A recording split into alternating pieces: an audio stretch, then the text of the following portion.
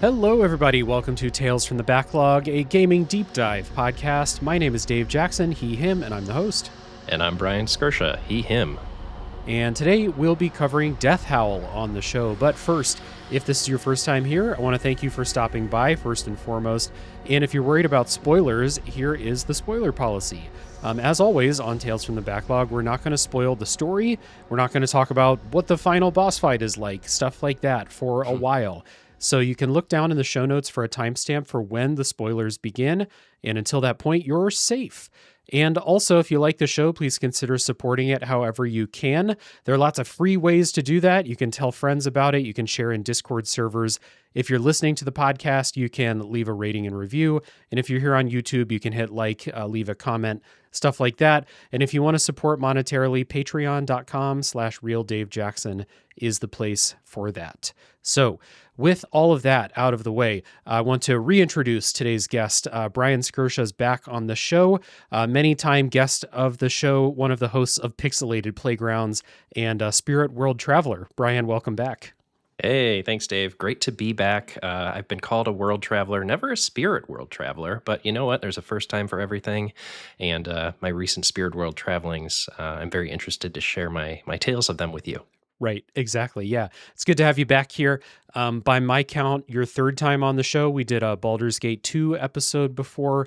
That was episode 82. And then episode 120 was Road Warden, which...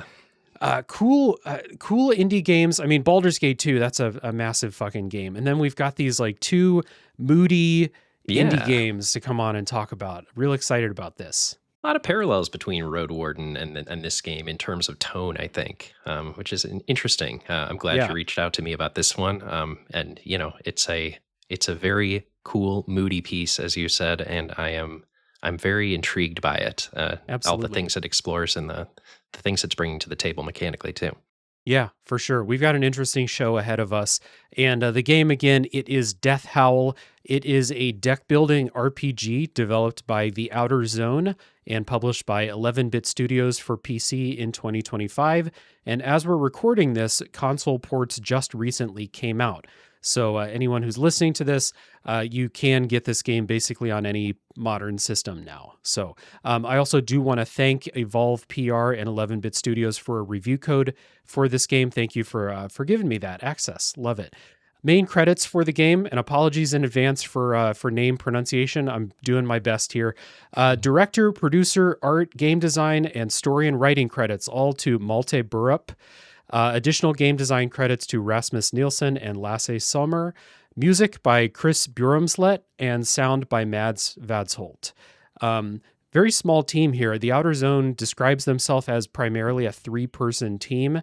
And then we have some other contributors, of course, as with basically every game. But fairly large game here, coming out of a fairly ambitious with the depth of combat and stuff like that, coming from a pretty small team here. Yeah, a ton of ideas present in this one. You know, it almost feels like 4 games in one, or maybe even slightly more than that. But we'll talk about why that may be. I really dug the style and tone they went here for, but to your point, very impressive to have this much content coming out of a small team. There's just a ton of really cool ideas and concepts here, and the way they weave them together in such an interesting and fittingly Danish setting is very good. Yeah, absolutely. So we have our quick pitches here if people don't know what Death Howl is. Now, I didn't mention it at the top, but this game does use the word Soulslike in its own marketing. So my pitch is, what even is a Soulslike deck builder? If you're interested in that, that's the pitch for Death Howl. What about you? Mine is a deck builder that combines exploration, challenging and demanding combat, and stark minimalist world building and storytelling. Absolutely. I played this primarily on Steam Deck, but I did go back and forth between PC and Steam Deck. It took me 30 hours to complete. How about you? Yeah, about 28 for me. I started off going on Steam Deck and PC, but I finished mostly on PC because I started using mouse and keyboard because that interface just worked better for me. Yep. Cards, deck building games, they're just so easy with either a touch screen or with a mouse for sure. But this game did work pretty flawlessly on Steam Deck, and I'm sure it works well on Switch and stuff like that. Yeah, really interesting that they just got all these console versions out. I kind of interested to see how they each play, perhaps differently. But yeah, the PC version played excellently for me. I had no issues at all whatsoever with that. Even though we both played quite early, before it Hmm. even got its console launches. Right. So let's rewind a little bit. Let's talk about what interested us in the game itself. And I think that if I remember the timeline right, when I got this review key, when I started to think about playing this, I requested and got the review key after the game released. So it was like it had been out, people had been interested, and I think you were already playing this. Yeah, So what was it that drew you to Death Howl? I think I remember seeing like some screenshots on Blue Sky. I think it might have been Gita Jackson from Aftermath who posted them. I can't recall Hmm. exactly, but I saw them and they just looked so striking to me. And the words, to your point, Souls like deck builder. They, Yeah. marketing jargon does in fact work on me. I'm sorry, I'm not perfect, but that was interesting to me, especially when you're seeing the words deck builder not combined with the word roguelite. Yes. That was intriguing to me because I played another game that is in this sort of non-roguelike deck builder, SteamWorld, the Yeah. SteamWorld Quest. Quest, The Hand of Hmm. Gilgamesh, which I really enjoyed. And I was like, Yep. well, maybe a harsher, more tonally interesting version of that is on the table here. So I'm going to check it out. Yeah. Basically, the same thing for me. It was seeing the word Souls like deck builder and being like, what do you mean by that? Like a genuine curiosity. Like, how do Souls like ideas translate into even something turn based, but especially a deck builder or something like that? And then a couple of screenshots. I know that Emily over at No Small Games was playing and sharing stuff from this game, and just a couple screenshots. I was like, that looks really cool, Hmm. and that curiosity because if someone's first time here on the show is this episode, I'm a huge Souls like fan. You've played a bunch of the Souls likes too, Oh yeah. so yeah, both of us we're in on the Souls likes, but um, it's also become a kind of a divisive word out there. Like I feel like all of us have been burned by a game being described as Souls like when it's not really. It's Hmm. just hard. Yeah, so to your point, like I'm the resident Souls-like appreciator of the Pixelated Playgrounds crew. Yeah. So yeah, I've played all the FromSoft outings of modernity, and starting with or I guess Demon's Souls. And to your point, like this is a term that has evolved and taken on so many different connotations over the course of the past few years that it could mean almost anything and simultaneously almost nothing. Yep. A lot of people boil it down to your point, difficult. But when I think about it, like when you say Souls like, what are they trying to say? Are they saying tonally? Does that mean it's lonely and desolate? Mechanically, it's difficult or opaque? Or thematically, there's cycles at play, misunderstood gods, Hmm. forces of entropy. There's so many different things you can take from that simple term. And my personal feeling is if something is Souls like, it is taking the right lessons from what makes those FromSoft games special. And that may differ between people. Yeah. A lot of times I feel like the easy way is to just take the punishing combat and be like, it's a Souls like, when that's only a fraction of the picture. Like you said, it's only a fraction of what makes the Souls game special. In my Mhm. opinion, it's like not the secret sauce of those games. No. But it is something that out there now, people in Discord, when new trailers get shared and they're like, another fucking Souls like, or another game that says it's Souls like, is it really? Like, so Death Howl, and we were talking before we started recording, they did an AMA, the developers did on Reddit, where they kind of mentioned like, people told us, playtesters told us that this game felt Souls like. So we leaned into that design philosophy a little bit more and then kind of adopted that. So that worked for me to be like, this is a game I should check out. And like you said, I always appreciate a deck builder that's not roguelite. I do like a Slay the Spire or a Monster Train or something like that, but I those are never-ending games that can consume your life. I like a beginning to end adventure just as much as I like those games. So, I'm with you there. When I am playing a roguelite deck builder, a roguelike deck builder, my involvement with the game usually, unless it really gets its hooks into me, is about as far as I've seen the credits and gotten through like a successful run. And then I'm like, Yep. okay, I see what this game has on offer. And at that point, I make a decision. Do I want to explore, try another different type of character, start going for different like achievements or unlocks, or do I put it down and move on to the next thing? And Hmm. this game I didn't have to make that choice. It was, Right. the single shot adventure, quite a lengthy one, 28 to 30 hours between the two of us. Like that's not a short game. That's an RPG level length. Yep. Yeah, and it's one that I'm happy I played. Hmm. So, just to do like some quick thoughts, we'll dive into all these things more as we go. But I do think that the Souls-like label does apply well enough Yeah. here that I'm not.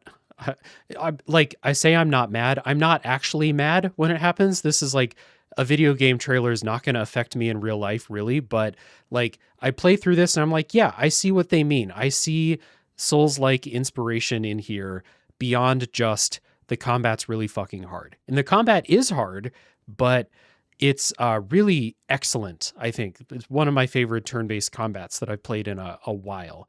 And the deck building element really lets you customize. It really always keeps things fresh. It's very, very good on that front.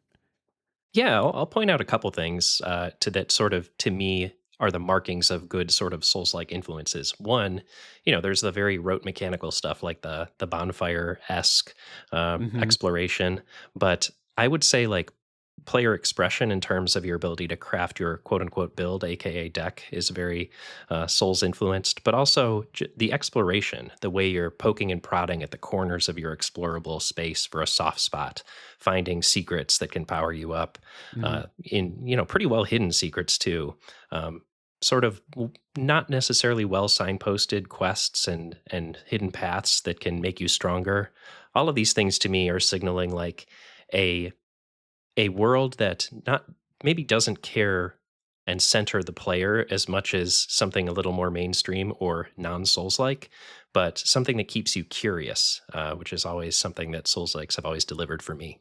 Yeah, I couldn't agree more with that. And notice how a lot of those things that you said have really nothing to do with combat itself, Hmm. which is, as we've said before, as we've agreed on, combat is not the Souls like secret sauce. It is one aspect of it that contributes to this overall experience. But it seems to be a lot of people seem to think that the thing that makes the Souls games work is that they're really hard, Hmm. which is just, it's only a small part of the picture. And Death Howl does seem to understand that while also having really hard combat that's really satisfying to overcome, to try and strategize your way through.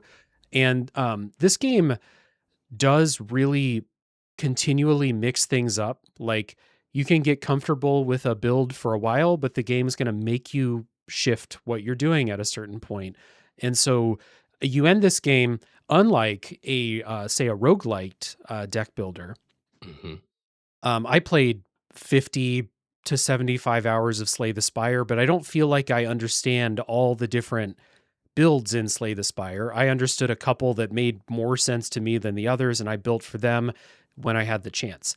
And I finished Death Howl with the idea that, like, they have a bunch of different ideas, and I have a pretty good understanding of the different builds that they ask you to play with in this game.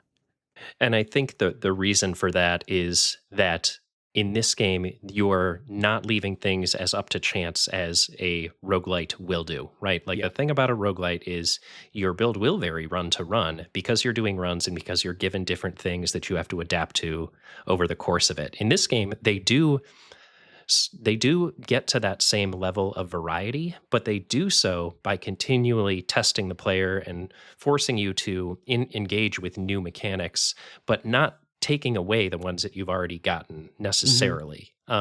They do in a light way, but the interesting thing with that is they're consistently allowing you to accumulate rather than forcing you to say start over. There are Yeah. some Yeah.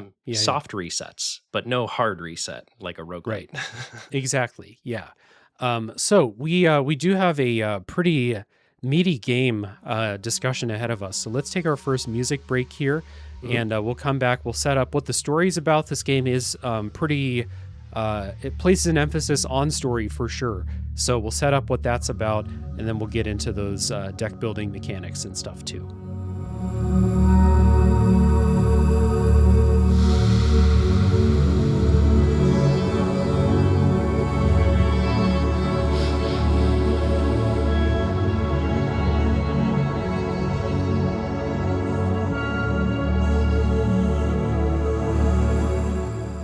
In Death Howl, you play as a woman named Ro. She is kind of maybe like a shaman in training, like kind of on the path to becoming a shaman. She's not a shaman. That is a thing they talk about in the story, though. And Ro has recently lost her young son, Olvi, who recently died. And so the story centers around Ro traveling into the spirit realm to find Olvi and retrieve him before he like passes permanently into the afterlife and bring him back.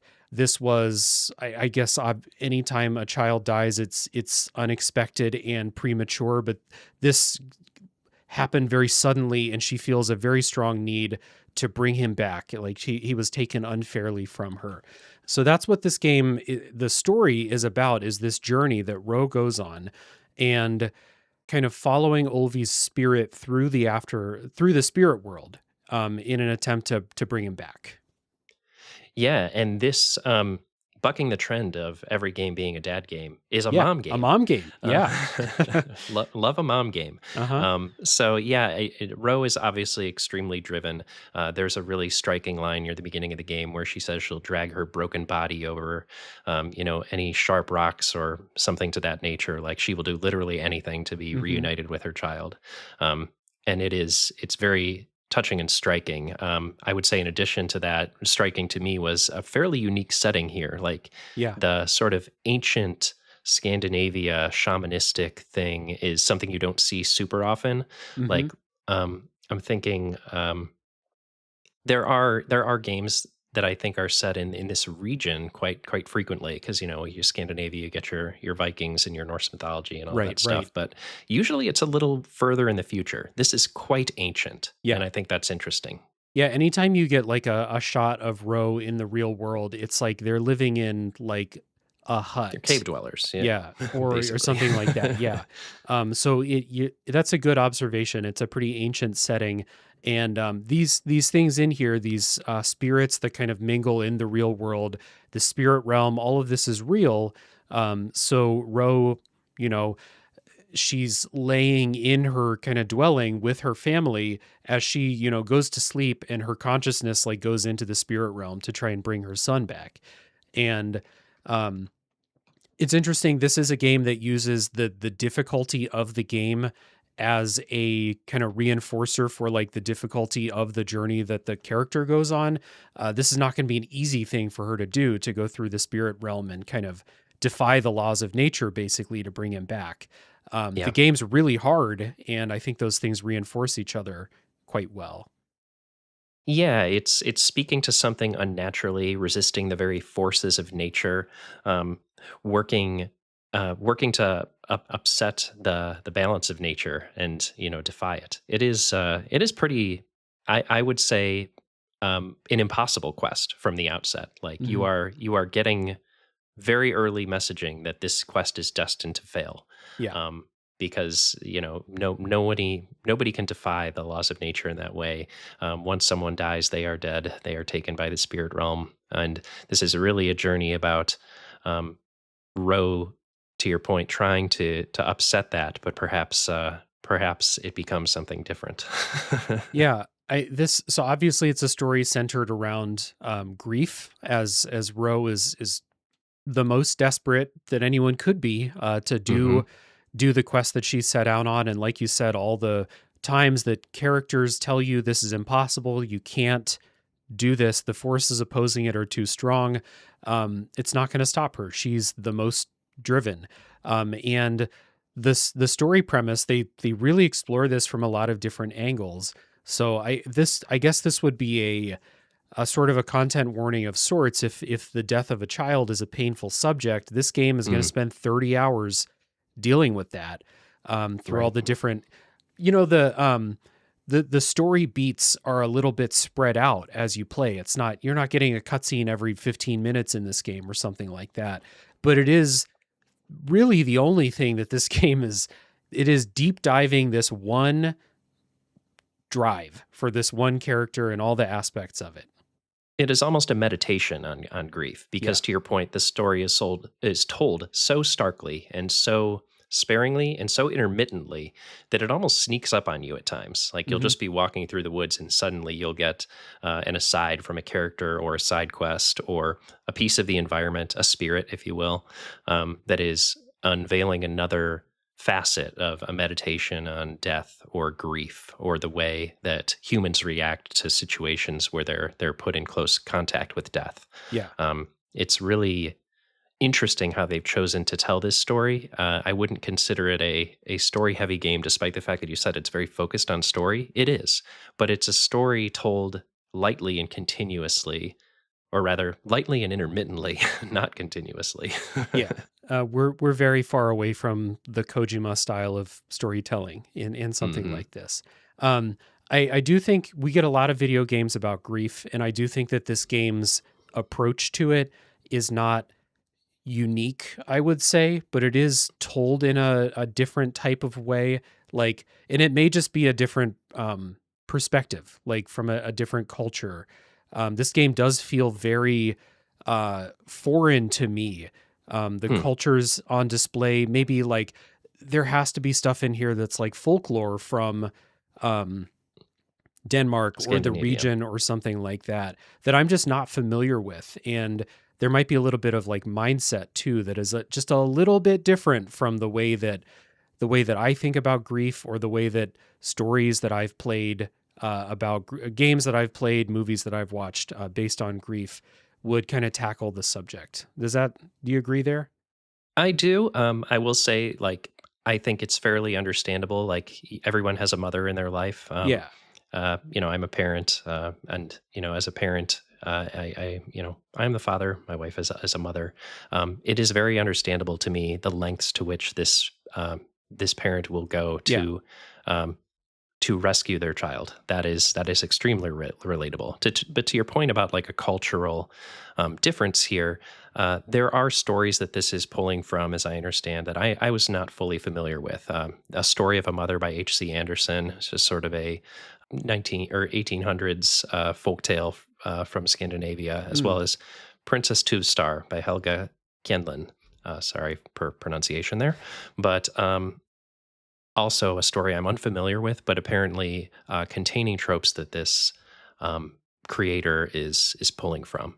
Hmm. So there's definite real world um, influences here that we may not be familiar with. But then there's one that we are familiar with. I noticed a reference to one Carl Jung and the collective unconscious Uh-huh. mentioned in the Uh-huh. AMA as well. Okay, so this is a JRPG. Let's go. Yes, Persona game confirmed. Yes. Um, but no, you and I have spoken at length on that since you have guested on our podcast to discuss one Persona 4 Golden. Yes. And yeah, I can definitely see this game's sort of Jungian influence with the collective unconscious and, the realm of death being sort of an end all be all for all of the living spirits of the world. Hmm. It is also interesting that you mentioned that because one of the things that I like about this game's setting is how it, to me, feels like Ro's version of the spirit world. Like it feels like it Hmm. forms around her and her experience and her memories and things like that. It's not the same as Kratos going to the realm of the dead in the new God of War games. This Mm. feels like a very personal world that Ro is traveling through, and you'll meet, you'll see things that are familiar from her real life in the spirit world, and it kind of that, and then just the general like aesthetics and stuff give this game a very dreamy type of feel. Really, really interesting from that perspective. Yeah, dreamy's a great word for it because it is also sort of hinted at that this may, in fact, be like a hallucination. Like there's Yeah. the inhalation of smoke. There's Mm.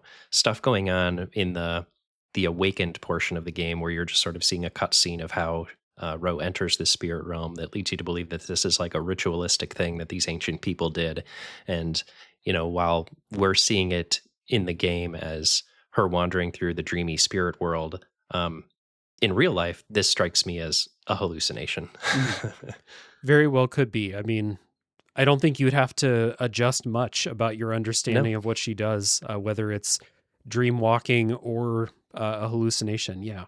So, Yeah, I mean, the supernatural framing is more fun for yeah, sure, for and so sure. I'm Yeah. willing to suspend disbelief and go along with that because that's the point of the game that augments the story they're trying to tell, Hmm. and also I kind of like that they ground it in like an ancient people's ritual that to their perception could be seen as supernatural. Yeah. Yeah. Absolutely. I also like the approach this game took to side characters and side quests as you go through. We have this kind of dreamy sort of world that you're traveling through, and most of the side characters that you meet are these like animal spirits that are real. Like the design of them is real cool and fucked up. Mm. I'm thinking like of the two-beaked bird that has no eyes that you meet in one of the later zones, and uh Yeah, the face that's in the ground that is yeah. bereft of all of its sensory organs. Yes, exactly. So it's mostly these animals, and the side quests take on this kind of like fable or like parable type of feel to them. Like this is another one where it feels like some of these feel like universal stories, just like the story of a grieving mother is a universal story. But Mhm. some of these do feel like they're probably drawn from local folklore or like folklore children's stories that like these developers may have grown up hearing that may be unfamiliar to me and you. But a lot of these side quests feel like they have a lesson at the end. Like, for example, the first one that I came across that I did, there's a tree that's on fire. And you learn the story of the tree. The tree had a nice blue bird that was nesting in it, and a fox came and scared it away. And the tree got so mad at the fox that it literally burns with anger now. And now, because it's on fire, it's the bird that it loves cannot come back to the tree. And so there's a lesson there, of course. And that's the first one you do. And a bunch of them kind of follow this type of pattern, which I thought was interesting, as maybe you have this game that's involving this character traveling through some version of her mind or a world that shapes around her mind. There are Mm. lessons to be learned along the way as she's on this kind of impossible task that I thought was real neat. Yeah, I think it's almost like how your brain can sometimes solve problems while you're asleep. I think that's kind of what's happening here. Is Ro is working through a lot of feelings that, Hmm. to your point, she may have either because of this tragic event or alongside it. And it also reads to me like a collection of sort of Brothers Grimm style fables, Yeah. where they're using animals and simple language and nature to tell a story, and spirits to tell a story and teach a lesson. So absolutely agree with you on the sort of the fable and parable nature of the various side quests that they have here. But the difference here is they give you loot. They do. They give you treats. Yeah. They give you a lesson and you get a treat. Um, Yeah. and maybe we'll talk about the mechanical aspects to those side quests a little bit later. But we're on the Mhm. subject of kind of dreamy nature and very cool pixel art in the case of those animals. So aesthetically, I think this game's incredibly cool. Like Yeah. both of us said, one of the things that drew us to play it was just seeing a screenshot or two screenshots where you're like, wow, that is striking. Mhm. So it's kind of like it's a pixel art game, but in the kind of like I'm not necessarily like chunky pixels, but it's not like real fine pixel art like an Eastward or something like that. It's a It's rough pixel art, yeah, right? that's Like a good way to it's say it. Yeah, it's very textural. It's the words you use here are desaturated and high contrast. Like Hmm. there's not a lot of colors on the screen. There's only a few. They choose like sort of two colors in black or white, and Hmm. they play with all of the shades within there. Where there's very little detail, but a lot of texture, and it reads to me kind of like a wood carving or some Mm. sort of like linocut thing, where you're carving away pieces of a solid to expose like a dark medium underneath, just to make these very striking and stark images. Hmm. It's super atmospheric. It's very moody. And yeah, it's immediately striking right away. It doesn't look like much else out there. Yeah. And even within like the simplicity of this, kind of like a chunkier version. Actually, as I say this, next week on the podcast, my schedule is a revolving mess in my head right now. But next week on the podcast is Chance of Senar, which is another Mm. very, very high contrast, but like not that many different colors on screen at the same time type of game. And this game has that same type of deal. It's just more muted colors and rougher edges around Yeah, everything. the thing about Trance of Sonar is the lines are extremely clean, Hmm. and in this game they're extremely not. Yeah. They're very jagged. They're not natural because we're working with pixels, obviously, but they're what nature would look like if it was made out of pixels. Yeah. And it results in, again, very striking in a lot of cases. Like you'll walk through a scene and there will be a really like a waterfall in the background, or you'll be crossing this great chasm or something like that. And it's just, you're like, wow, this looks, number one, very unnatural type of environments that you're going through in a lot of cases. Looks Hmm. really cool. And I have a bunch of screenshots from the game because it's just like, wow, look at this. I gotta share this with Hmm. people. Need to see what this shit looks like. Yeah, we were doing that in your Discord too. That Yes, was we were. fun. We sort of had like a post game screenshot dump, and yeah, fantastic isometric pixel art, and Hmm. sort of the occasional striking vista is what I would say like punctuates the artistic style of the game. Yeah. Two other things they do that I think are neat. When you have big story cutscenes, especially Ro going through memories, you do get these like bigger, more detailed character portraits. When a character Hmm. is speaking, they have a big character portrait next to the dialogue box with a lot more detail in it. And you'd have like these kind of slideshow cutscenes where they'll show a still image, still within that kind of rough pixel art style, but a lot more detailed. Like Ro has like very expressive facial expressions and things in those that they're very effective.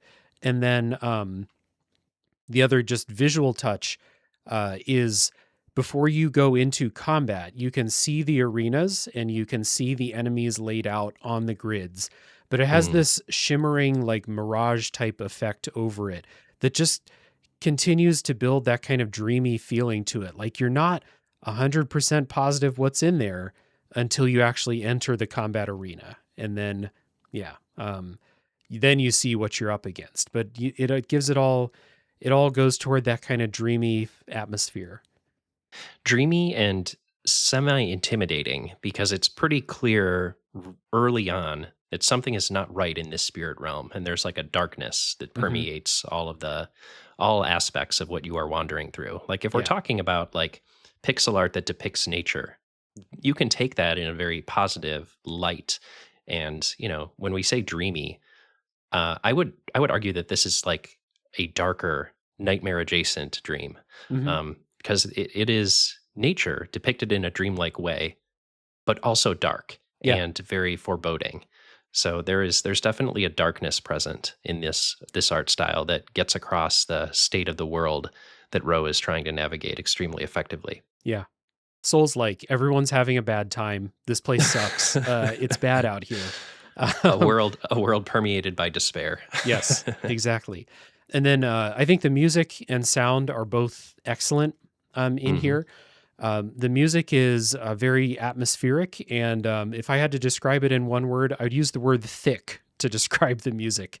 Hmm. It fills all the space. It's like a use the wall of sound for like old pop music and stuff, but this feels like a wall of sound style of music that is just filling every possible place that it could fill, and it gives this like thickness to this dream or this hallucination. Yeah, it doesn't often like grab you by the collar, and like force you to pay attention to it, but at the same time, it sets the mood perfectly. Hmm. So I agree with you that it accomplishes everything that it needs to sort of keep you in this dreamlike wandering state. And I think it occasionally breaks into something a little bit more front and center. I think the Howling Mountain is, in fact, where I think it is especially like effective at being foreboding, for example. Hmm. But we'll talk about specifics later on, I'm sure. But yeah, I agree completely on the sort of tenor the music strikes overall and how it supports the overall mood of the game. Yep. And the sound effects, Yes. just before we move on from sound, the Oh sound yeah, effects are incredible. they're Like very there are good. so many good sound effects for attacks, for different cards being used, for different actions being taken by the character. I understand that these sound effects were designed by actually taking live samples of the sound designer in the woods and Hmm. then like tweaking them within an inch of their life to sound like a video game sound, but also natural at the same time. And they just nailed it. Yep. Those kind of like shuffling a card, like drawing your hand, the Mhm. attacks and stuff like that. Those are great. Ro does not have like full voice acting, but Ro does have like yells and screams and exertions and stuff like Mhm. that. The voice actor is Sarah Belafa. Hopefully, I'm saying that right. Um, Hmm. very purposeful, sparse, but like when she screams, it's like, yeah, that does hurt, doesn't it? That's Hmm. I'm sorry about that. Enemies have their own sound effects too. Like in my head, there's these like boar enemies that you fight. They have this snort that's very uh kind of intimidating. The dragonflies with Yeah. their sort of rattly, wispy wings. Hmm. You can still hear it. Yeah. Not to mention the rattlesnake with its rattle Mhm. and stuff like that. And then there's just like great. I don't know how this is one of those games where like I start thinking about these sound effects for like when you start combat, when you finish combat, when you rest at a place and you deposit your death howls. They have these like very satisfying sound effects to them that I don't Yeah, know how. depositing your tears. Yeah, Yeah, I remember that sound very, and I haven't played this game in weeks at this point, and I still yeah, remember it clear as day. and I don't know how people come up with those sounds. It's just like hats off to sound designers, man. Like Hmm. their brains are working on different wavelengths than mine, that's for sure. But these are all Yeah. really, really good. And if I can quote that AMA, um, not only was the sound designer out in the woods, if I can quote them, punching trees and smashing rotten logs to get sound effects. So great work out there in the woods, my friend. Yeah, I was gonna say if like my childhood self could hear that I could be designing sound by destroying rotten logs, like that's my ideal career, I Oh think, at yeah, like 8 years old. throwing rocks, punching trees. Yeah, absolutely. I wouldn't have gone to school to be a veterinarian if I knew that was a possibility. Yeah. Yep. The possibility space is endless and we're only exposed to so very little of it. Yeah, exactly. And then there's one other sound note. A lot of the songs have like this heartbeat style, Mm. like echoey percussion in it that it gives this game maybe a more intimate, personal feel. Like you never lose track of you're kind of feeling one person's story, or like we've said, experiencing their dream, their hallucination, their mindset, something like that. And You're it's inhabiting their body and yeah, their journey.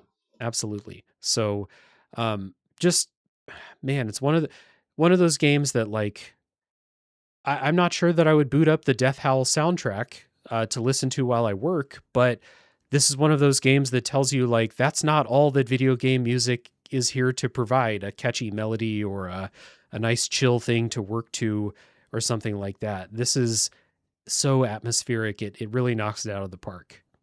Yeah, I've spent a lot of time digitally praising the video game banger, and Yep. this game may not contain any of those, but I think it is just as successful at deploying its audio. So, to your point, hats off to them for making sure that every aspect of this game was pulling in the same direction, audio included.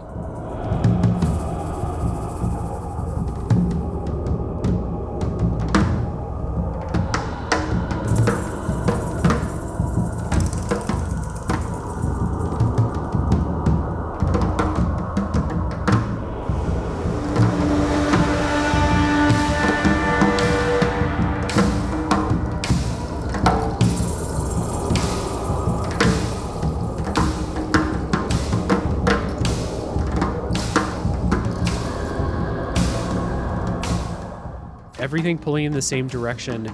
including the combat. So let's talk Mm. about those things. Death Howl operates on a grid, combat arenas that you, like we said, you can see them on the map. You know when you're going to get into combat. Most of the time, there are some surprises out there, but most of the time you can see it coming. It happens on a grid. It is turn-based. Ro takes her turn, and then all the enemies take their turn. And one cool thing I like about this is you can choose where on the grid you want to start. So if it's like, there's an easy enemy on this side of the arena, let me just start over there, get this thing taken care of, and then I'll deal with the harder ones. Or sometimes Or like a I like, healer. You want to get those healers out of the way early. yeah, exactly. Sometimes it's like where you start on the grid is just as important as what cards you get in the first turn. Like, I really thought about this a lot, so it's a nice touch. Mhm. Yeah, I like how you can choose that starting point. I also like that it gives you the option of retreating. You know, you will sacrifice your immediate resources, and we'll talk about the resources later, I'm sure as well. But Hmm. um, it does not allow you to completely reset the hand you have. You will draw, I believe, the same hand every time that you restart combat. So you can't just sort of game the randomization. There are multiple ways to restart combat, but not all of them will reset your hand. I think if you Mm. just like abandon combat, then it will not reset it. But I think if you die, it does let you Oh, go okay. in with a different starting hand. That makes sense because you can't just give up and re-randomize, but you can give it a good old college try Yeah. and then re-randomize. Yeah, if that is actually how it works, then it makes sense to me. So, Hmm. in the combat, you draw a number of cards. There are lots of ways to manipulate how many cards you get, stuff like that. And Ro has a certain number of energy orbs, and different cards cost different energy, and movement also costs energy. So it Hmm. is a nice system of figuring out, is it more important for me to move? Is it more important for me to use this extra card? If I use up all my energy by using cards, then maybe I can't get out of the way of an attack that's coming. So is it better for me to chip away and then duck out of range, or can I tank a hit? Lots of decision making in there. Yeah, I think this is especially poignant early on, and the game forces you to choose basically how am I going to get out of this without taking damage? Am I going to run away? Am I Yeah. going to use one of your realmless cards like Block of Wood, which will give you a stack of block Hmm. to tank it? And I really like that they start you off with what becomes your old familiar friend, the set of realmless cards, Yes. where this is your bread and butter. You're hurling rocks, you're quick striking, you're sprinting. Hmm. Your defensive swing was often a mainstay for me. There's a lot of familiarity that you get with like the early cards that you have because as we'll talk about, you're going to be using them a lot of different ways and a lot of different times. But to your point about like the interesting thing about this combat system is the fact that these all could have been a skill tree, but they chose to make them cards. Yes. And it's interesting whenever a developer that's not making a game that's like superficially should be a card game, like a Monster Train or Hmm. something like that, or Balatro or something like that. Cards for like, we're making a card game that you can actually play with cards on the table or something like that. Hmm. Interesting when games like this or Marvel's Midnight Suns choose to use cards instead of like more traditional turn-based combat menu options and stuff like that. The main thing that cards do is removes the ability to miss. Everything just Hmm. works as long as you're in range, and as long as if they don't have block up, you'll do as much damage as it says you're going to do. There's no critical hit variation. There's no missing. It allows you to strategize with more perfect information. However, it also takes away the ability to choose to do whatever you want whenever you Yes. want. Right. Inherent in the deck building and the drawing of cards is the fact that you may not draw the card you want or need. Right. So, making sure you have a way to have enough cards that can be useful to you in any given situation, while not cutting yourself off from strategies that are necessary in a given battle is kind of the balance you're trying to strike when constructing a deck. Yeah. And this game does reinforce some of those like tried and true deck building rules.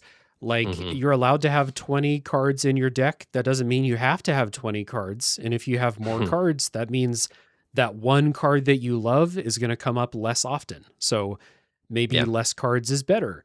Um, Trying to set up a few synergies in your deck and not everything that's available to you with those cards, that's probably a better strategy for you. So this game does reward stuff like that. And a lot of times, if I was in combat in Death Howl and I'm like, man, I'm just not getting the thing that I want to do with this deck, it's because my deck had too many cards or I was trying to do too many different strategies at the same time. Yep. The fewest number of like combat themes and cards you can use to fill out a thin deck is that was my strategy at the very Yeah. least. Is I always played with the thinnest possible deck that would get me enough cards to accomplish the strategy I was going for. Hmm. And that varied over the course of the game. And to your point, like there's a lot of different types of battles you find yourself in, a lot of enemies bringing different skills to Hmm. bear that you need to also bring different decks of your own to bear against them. Every spirit that you have to fight, they're like corrupted animals. We've already talked about our boars and our dragonflies. There's a great variety of them. Their art is fantastic. They all look fittingly fucked up. Yep. Um, Very good. but yeah, they have some themes, right? They each sort of have a special ability. They all move north, south, east, west. There's no diagonal movement in this game. So you start to understand like the play space and the limitations that you're working in, and then it's about constructing your strategy for combating what the enemies in that realm are throwing at you. Hmm. So there's like four main realms that you travel through, four main regions within. You can't have realms within realms, but we do have like four main regions in the game, and there's Hmm. the central mountain in the middle. And the four regions around, they all have their own kind of gimmicks. They mostly have different enemies that are bringing things to the table. And when I say gimmicks, they have their own cards. And one of the things you mentioned before is the realmless cards, which Hmm. work everywhere with the same energy cost. But if you try to use a card that's specific to the forest realm in the swamp realm, it will cost extra, which basically means you can't use it unless it's like a card that you love so much and you're willing to eat that energy cost. Hmm. Effectively, you can't use it, which is Yeah. why those realmless cards, like throwing a rock, never goes out of style in Death Howl because it's predictable, it's pretty good. It synergizes with other things if you get into like discard decks and stuff like that. Um, Hmm. Stuff like that is always valuable to have a couple of basic things in the deck, which I liked. Like you do have Old Reliable that you can keep with you. And I love the way that the game forces you basically, like once you've mastered one region, you beat the Hmm. boss in that region, the game is like, they're like, okay, cool, go to the next region and kind of not start from scratch, but start from use your realmless cards again, build up a new deck that has a new kind of deal to it. And Hmm. that's why I ended this game with such a feeling of mastery over many, many different play styles because the game Yeah. forced me to do that. Yeah, I really like the fact that they force you to start over and rebuild your deck in each region with its own signature cards. Because we'll maybe just to talk a little bit about progression here. Yeah. You when you do enter a new realm, you start off with zero of that realm's cards, but access to all of your realmless cards. So as you continue to explore a given region, you're picking up little doodads on the ground, twigs, bark, eggs, what have you, nature things. Hmm. And that will allow you to unlock cards continuously. You use those to craft the cards.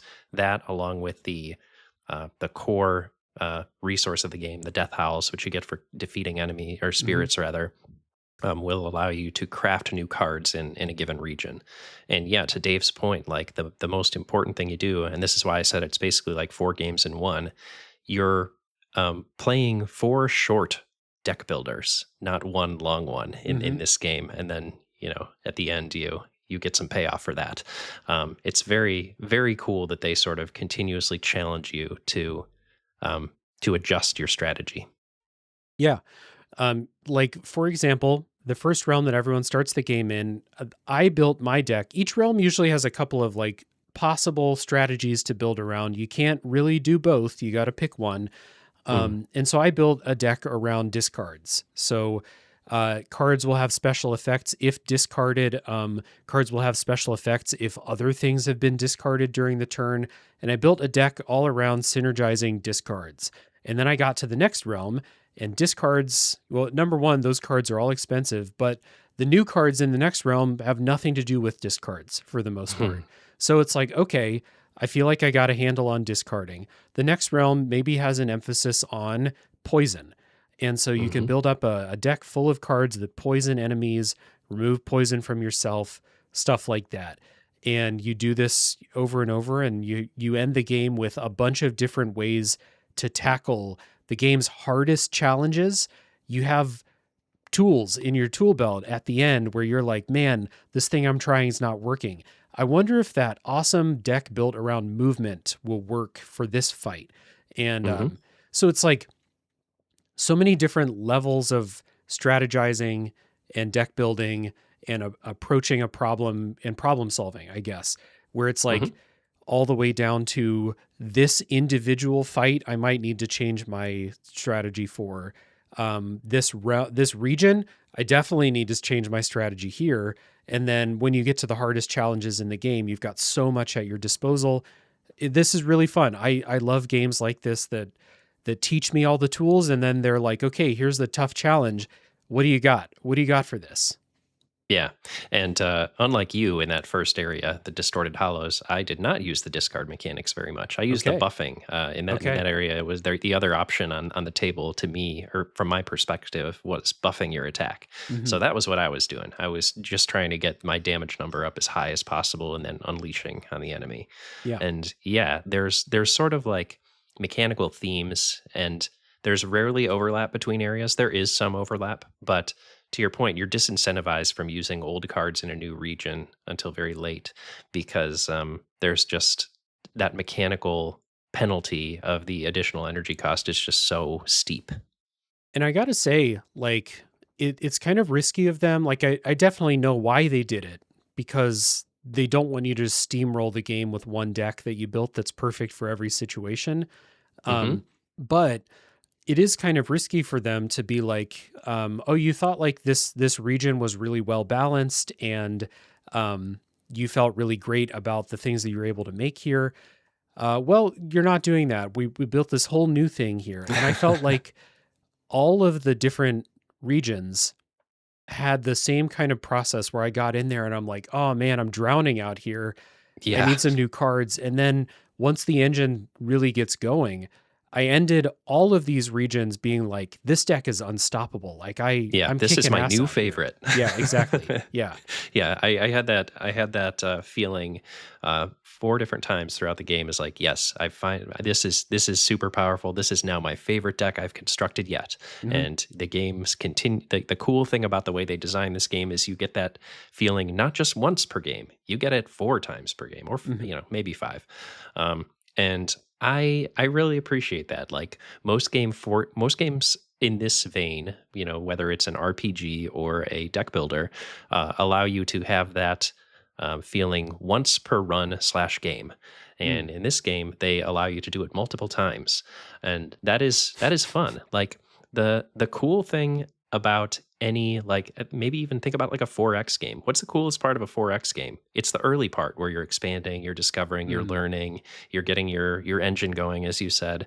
And then like by the time you're in the run and then the end game, like things start to get a little stale. This game never allowed things to get stale. Hmm. By the time they were about to get stale, they pivoted over to something completely new, and that was a stroke of genius. Like I don't even know if they intended that to be a thing that they were going for when they designed this game, but it really worked for me. Yeah, absolutely. And it's a nice like overcoming of the challenge because those early parts in those regions where you just have the realmless cards and like maybe you got a couple of the new cards for the region, they're really tough. You're really struggling out there just to make it from checkpoint to checkpoint. And Hmm. that's kind of a nice way to get into this topic of, is this game actually Souls-like? It's a it's a term that they adopted, a term a philosophy that, like, by their words, they leaned into more during development went on. And we come out of this with, like, yes, the combat is really tough. I did my fair share of complaining in Discord about certain encounters that I found really tough, but that's not all that there is. I do think there are things about the rhythm of play and things about the way that it's constructed, the pacing of it, that feel very Souls-like to me. Um, Yeah. we mentioned the checkpoints, Sacred where groves. yeah, the sacred groves, aka the bonfires, where Hmm. you have that mechanic. This is where you level up. You take your Death Howl currency to the place. And if you rest there, you'll deposit the Death Howls and you can use them. They turn into skill points for the game's very limited skill trees, but there are 4 separate skill trees for the different regions. I do like that they allow you to bank those death howls not at a sacred grove as well by using them to purchase cards. Yes. Like if you are out exploring and you're like, man, I'm busted up right now. There's no way I'm making it back to a sacred grove, or I'm not going to make it to the next sacred grove. This next fight is going to be a stretch for me. Instead of possibly losing all of these sweet death howls I've accumulated, I'm going to go buy some cards so Yeah. that I can, make use of this currency even if I don't make it back to the next sacred grove and deposit them to further my skill tree. Because Hmm. there's sort of parallel progression going on here to the card unlocking that we discussed earlier, which requires materials and death howls. And then the skill tree progression, which requires you to sacrifice death howls for blood tears, right? Is that the one? I think so. Um, yeah, Yeah. sorry. Lots of Souls-like jargon here as well. Perhaps that's another another Yeah. parallel. Right. But yes, to your point, like you can choose to progress either along the card accumulation route or the skill tree progression route, and I Hmm. really like that sort of dual progression option that they give you. Right. And so when you rest at the sacred groves, all the enemies respawn, but you get all your health back. It's Hmm. interesting. There's a lot of different ways you progress as a character, but you never get more health in this game. You Hmm. you have 20 HP the whole game. There's a lot of cards that do cards and these totem items that you can equip a limited number of. That, like, there are ways to play around with this, but you're always working within these really strict confines. Remind me, can you overheal? No, you cannot. Okay. All right. I was trying to remember if there was ever like a build where I overhealed, and to your point, I guess not. Nope. Um, so you use these to rest and stuff, and one of the kind of things that feels Souls-like to me is there are quite a few of these sacred groves around, but there are always enemy encounters in the middle, and if you go back to heal, those encounters are going to respawn. So you do have this rhythm of I need to make it efficiently through these encounters to the next sacred grove to make progress through this level. And that reminds me of the Dark Souls, the classic feeling of, like, it's been a while since the last bonfire. There might be one through that door with a bunch of enemies in front of it, but there might not be. Do I turn Hmm. around and heal, or do I continue onward? Now, Yeah. the one thing about Death Howl is the punishment for death is way less than in Less. Dark Yeah. Souls. So you drop your Death Howls in the arena that you die in, but to be honest, you get so many Death Howls that if it was like, I dropped 25 in this arena, I was like, I don't know, man, I don't need to go back in there. I Yeah. can I can go back in there. But even when I was in the arena where there were Death Howls sitting there that I had dropped, they're always like surrounded by a bunch of enemies, and I found it better to just do the fight cautiously, and if I'm able to collect them, cool, and if not, that's also cool. Agreed. And I felt like I was rarely carrying around like a double digit amount of death howls unnecessarily. Because Like, you can always use them to yep. buy And cards. I was, I'd say this is most punishing early on when you have like 2 to 4 death howls on you at a time, and those are something you actually need to like get a new card Mhm. or bank into a skill tree.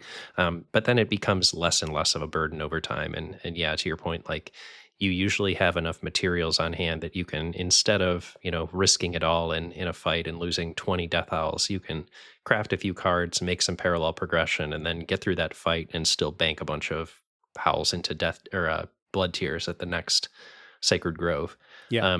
But to your point, like the cost of dying not being severe in this one, there's another extremely important way that it is different from a Souls game in that respect, in that you don't lose like progress through a level. You boot out not back at the Sacred Grove, but right outside the arena you just died in. Yes. So there is not like a run back situation going on here. Thank God. Right.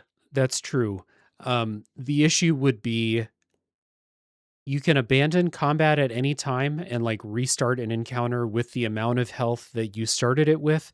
But if you're going into the encounter with like 2 HP left and you're just like, this just isn't going to happen, then you do have to retreat and try and do it more efficiently the next time. So like Mhm.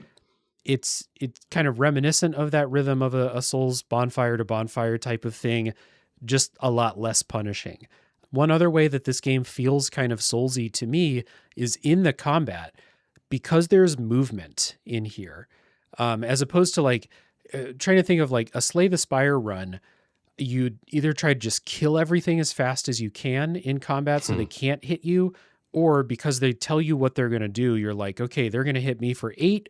I need to make sure I have 8 or more block so I don't take damage in this thing.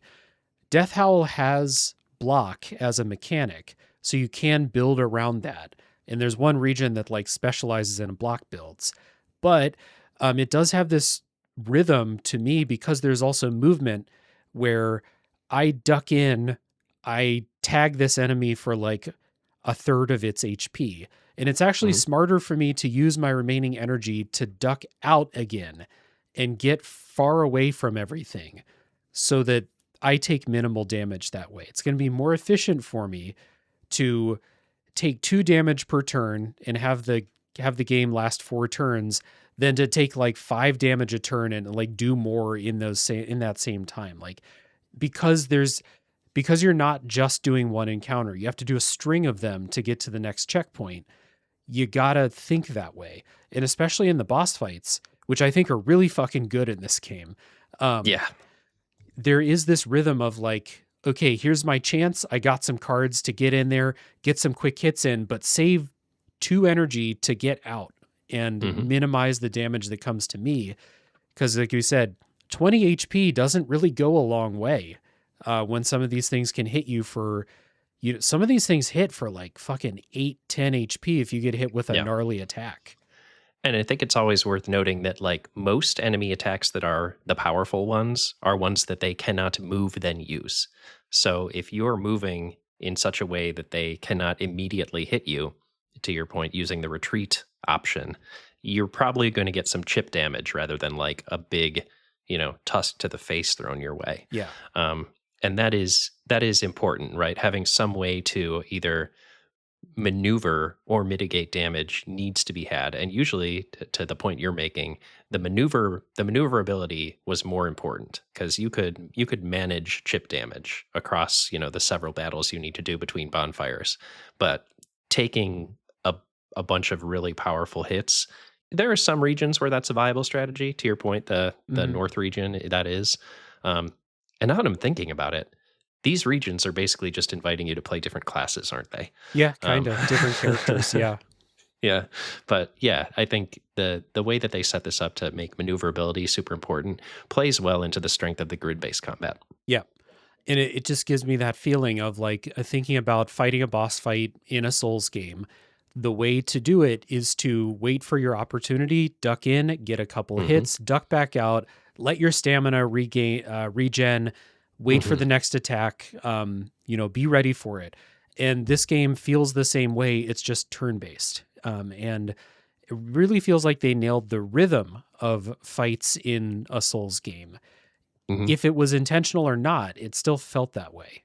Yeah, I agree with that, and taking it at a macro level as well, like the Souls like exploration aspect of it. I've already talked about sort of comparing it to like a Souls game where you're poking and prodding to find the weak spots in your explorable area. Mhm. Talked about the the early stages of the 4X where expanding and learning and building is the most exciting thing. But I think another way that this like openness matters immensely is like this game starts you off in the eastern region of this world. You Yeah. immediately or very early on get 3 other boss fights you need to face before you can go to the big challenge. Hmm. And um, the game doesn't tell you which one to go to next. Like you're probably not going to go all the way west, but you can go north or south. Yep. And I don't know if we want to go into like how we progress through the world just yet, or save that for the spoiler zone. But I think you and I took opposite tacks there.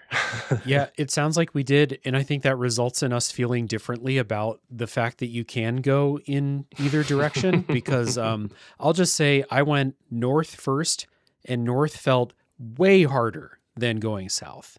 And so I went south first and had a great time. yeah, I was gonna, yeah. Once I was like this, actually, I remember I can go south. This place sucks. I'm gonna go try the other way, and there's way less resistance that way. I wouldn't have minded if this game funneled you through the things in a certain order. When I got to the north, I had some extra meta progression, more totem slots, some better realmless cards. But like, I don't know if that was actually the difference or if I had just gotten better at the game, like the combat, the strategy, stuff like that, versus the first time I tried to go up there. But again, for balancing's sake, I wouldn't have minded if they were like, no, you go here, then you go here, then you go here. I'm kind of the opposite opinion there. Like, yeah, I think it's a little column A, little column B for you in terms of why South felt better than North. Hmm. But I also think this is a classic Dark Souls comparison. Oh, We've yeah. got we've got going into the graveyard versus going up into the Yes. village, Yep. right? Like this is you chose the graveyard, man. I'm sorry to Yep, say. it might be the case. Yeah, that is a. I mean, I did take the hint after bashing my head against it several times, where I was like, okay, this sucks. Let's go somewhere else. And the game does allow you to do that. Even within the regions themselves, they're all made up of like sub regions.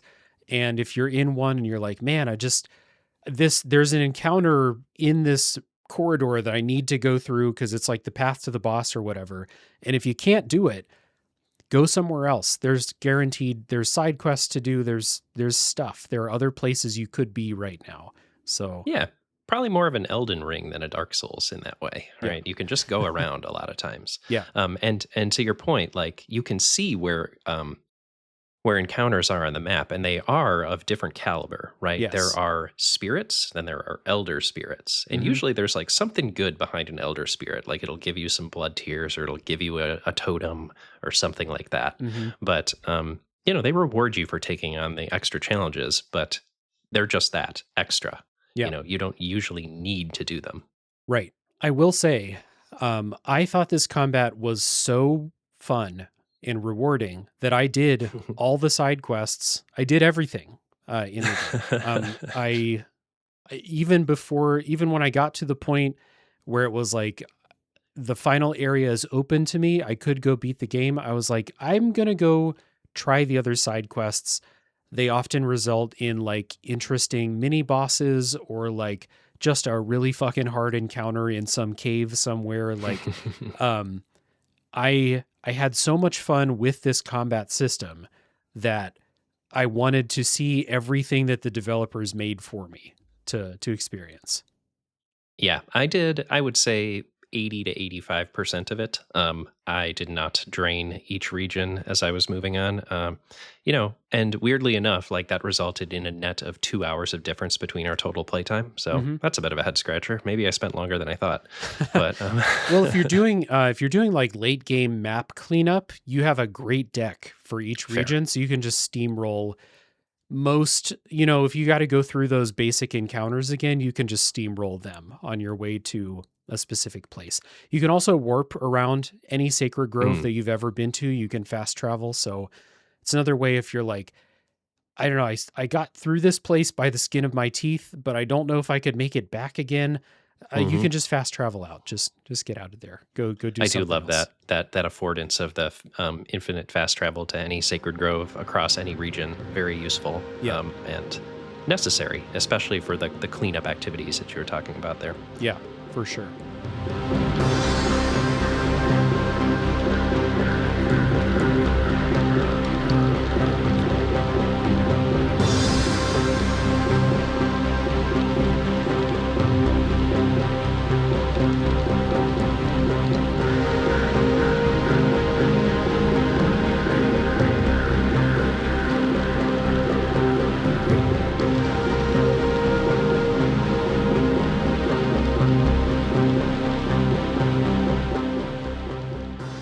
feel like we haven't explained the combat a lot, but Hmm. it is really, there's a lot of depth to it. We've talked about like the deck building depth, but like the turn to turn strategy, I think is really interesting too. And I guess a lot of the depth comes from the cards that you are bringing to the table, but the different types of enemies, they're all different. They all bring something different to the table, and this is a type of game where they feel like they've exhausted every combination of all the different enemies that they made for different like different types of challenges. Where like maybe this encounter has a healing thing in it. So you got to Hmm. prioritize that. But they have this other enemy that's going to be a pain in the ass to try and run past to get to the healer. Or Right. maybe this encounter has one of those enemies that respawns dead spirits. So you have to kill that one first. Maybe this Yes. one has two of those fuckers. So how are you going to do that? How are you going to pull that off? Like Yep. they really brought every permutation of these combat challenges, and a lot of them I felt amazing when I figured out a way, like, you know, the one where it's like two of those goat Ram's head. spirits, the ram's Yeah. heads that revive them. When I solved that one, I was like, holy shit, that was number one, that was really tough. But number two, I figured it out. If I see that again, and you will see it again, Yep. I know how to handle this now. I think that was the most rewarding thing about the combat is like, yes, crafting your deck and figuring out like a turn to turn cadence for how you're going to deploy your cards and manipulate your deck odds to get the right thing at the right time. That's rewarding. But also, equally rewarding is understanding the spirits and what they are going to be able to do to you and Yeah.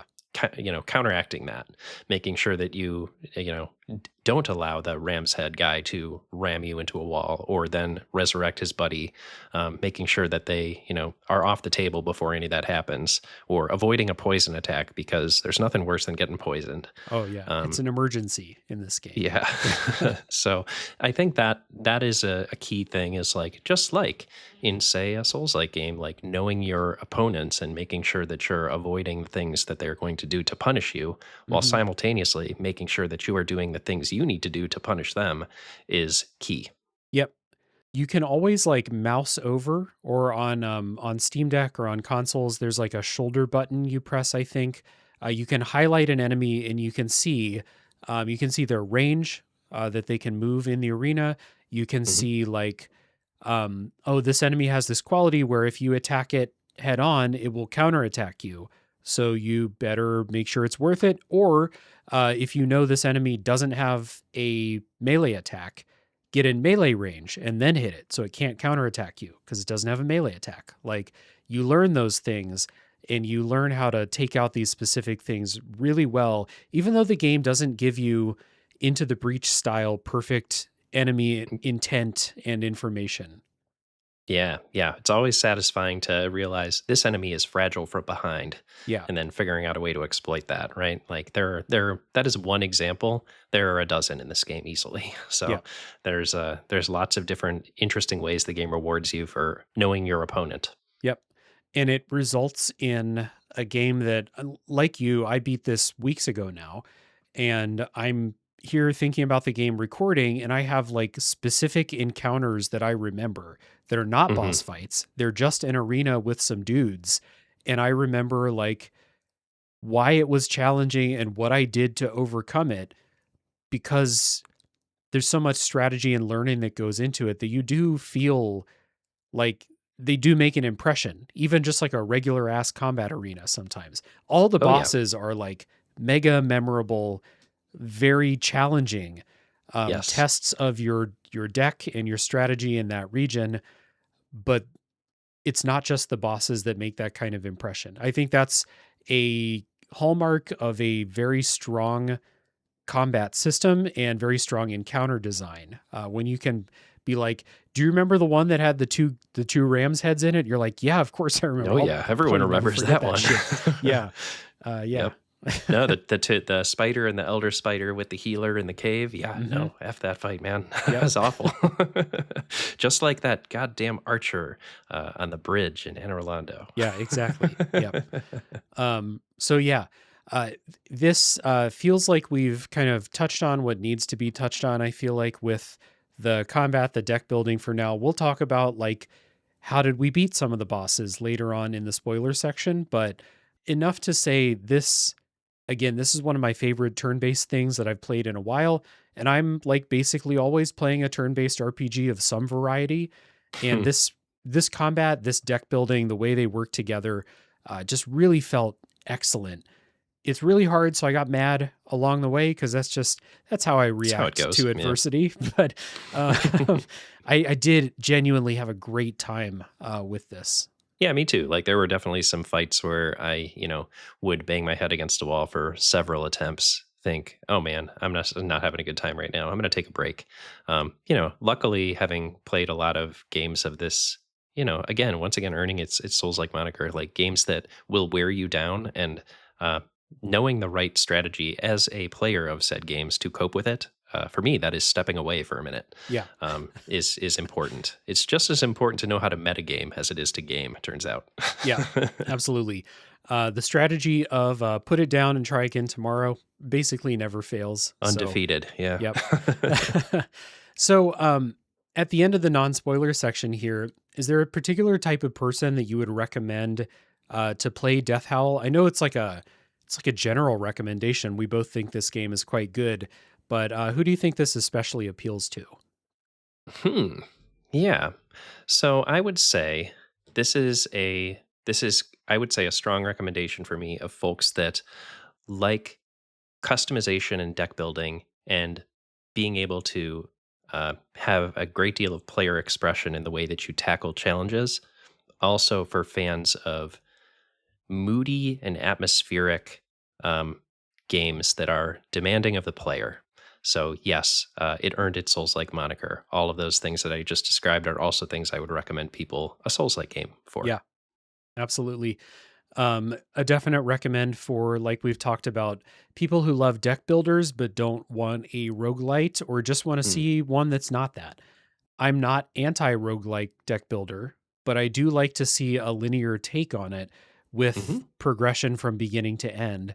And I think this game is really excellent for that. So if you're, you know, like I said, I'm not against the ones, but I do see trailers sometimes and it's like all new roguelike mechanics. And I'm like, I'm a little less excited than I was before. So the roguelike thing that offers you basically infinite replayability in the best ones like the Slay the Spires and the Monster Trains, Balatros, yeah, sure. the Balatros. I'm not an infinite replay guy though. I move on from game to game. So having an adventure, a story with a beginning and an end, a game with a distinct final boss that's the same for everybody, everyone who plays it. The cool thing is like you and I are going to talk about how we beat the final boss. I can almost guarantee we did it in different ways. So Yep. that's cool. But people who are into that, definitely check Death Howl out. This game rules. Yeah, totally agree. I, like you, am a I want to see a new thing guy.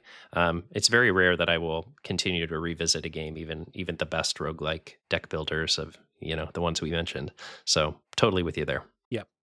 So before we get into spoilers, we do our customary housekeeping. We always start with the things that the guest does.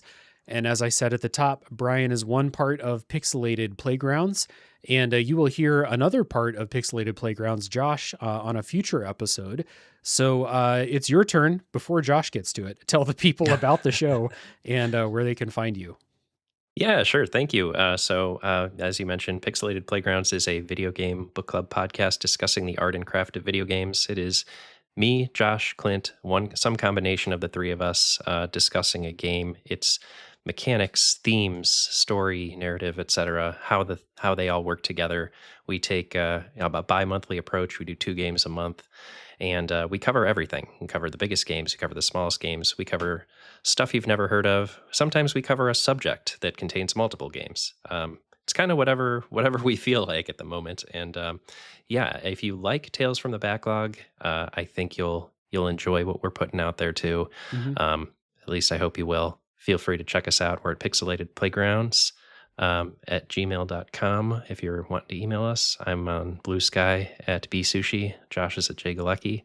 And our website is pixelatedplaygrounds.com. Hell yeah. Agree with you there. If people are here and they like the show, they're here an hour and a half into this episode, can basically guarantee you'll like the discussion at Pixelated Playgrounds. The only real difference is you all don't do a spoiler wall. It's all spoilers. Yes. Very important. We let you know right away, though. Yeah, you do. Yeah, there's no surprise spoilers in the show. Yeah. The quality of the discussion, the way that you all appreciate video games and strive to have good conversations about them, that's one of the things I try to do here on this show too. So I agree. People who are still here with us, you're either here because you like the discussion or you like the sound of our voices. And hey, I got good news for you on both of those fronts. You can hear Bryan on Pixelated Playgrounds. And I was on a Persona 4 episode with That's you right. guys and had a great discussion over there. So yeah. Yeah. And hopefully we'll talk again on another subject very, in the near future. Yeah, hope so. Always up for it. So down in the show notes, you'll find those links for Pixelated Playgrounds and social media so you can follow what's going on with the show. And maybe while the music is playing during the spoiler break, as I'm saying thank you to all the patrons, go queue up some episodes. I'm sure you'll find something to like there. So Yeah, we've got a lot of them. Pick one for a game you like. yes, there we go. And then for me, I did most of my plugs at the top of the show. The last one that I didn't mention yet is the Discord server, which one of the things I don't always mention this when I talk about the Discord server is we always have rotating channels for games that a bunch of us are playing at the same time. So we can kind of not hog the main gaming channels with like hyper focus on these, new things that everyone's playing. Death Howl had a pretty active channel as people worked through the game. And as we're recording, the channel's still up because people are still playing it. And it is a game that it's inspired a lot of conversation. We always do that for a bunch of different games, usually 3 or 4 at a time. So the Discord server is public. It's open to anyone who wants to join, and we'd love to have you if that sounds like a cool place to be. So there's an invite link down in the show notes for that as well. I find it to be a cool place, and I'm often found there talking. Yeah, there we go. A very strong endorsement. I love it. So we are going to take the chance to catch our breaths here. We're going to take our spoiler break. After this, it will be full spoiler time for Death Howl coming soon.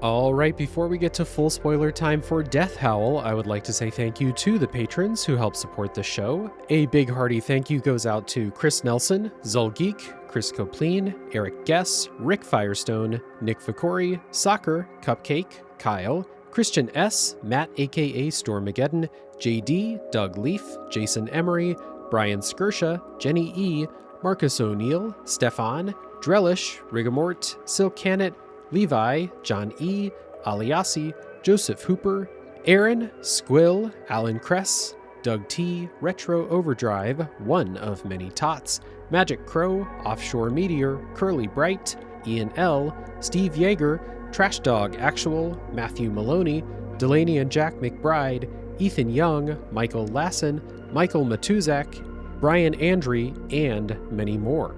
These upstanding individuals have gone to patreon.com/realdavejackson to kick me a few bucks a month and help support the work that I'm doing here on the show. So if you enjoy it, and if you're able, please consider doing the same. A few bonus things will be coming up at the beginning of April. We'll have a bonus episode for patrons at the beginning of April, and the monthly poll to pick what game I'll do on the show. So if that sounds fun, once again, that is patreon.com/realdavejackson. Now, with that being said, let's get back to full spoiler time for Death Howl.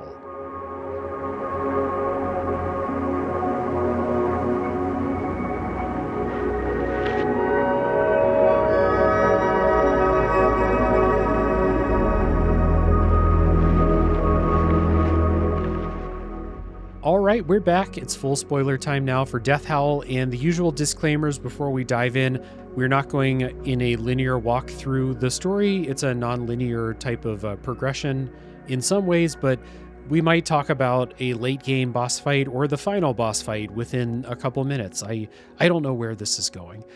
So if you don't want to be spoiled on anything for Death Howl, please go finish the game and then come back. We'll be here waiting.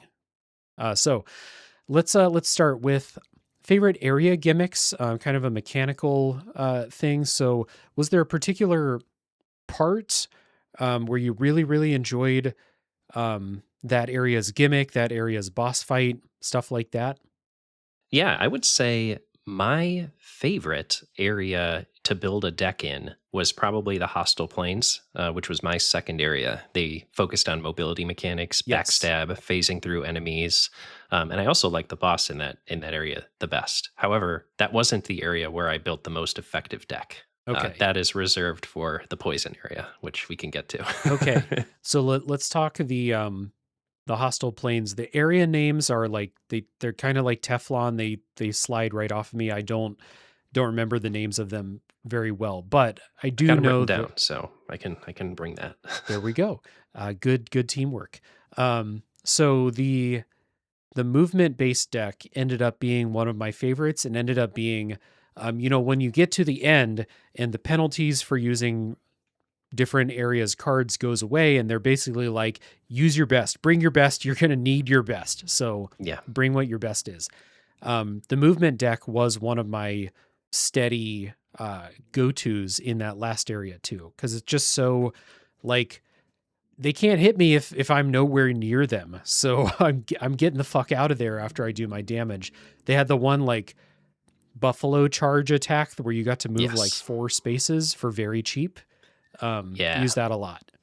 That was my favorite thing was the mobility mechanics, and basically using that in combination with backstab is like, all right, let's build up a super strong um, mobility attack by moving like 8 spaces and then backstabbing the enemy at the end of it just to close out a fight very quickly. Yeah.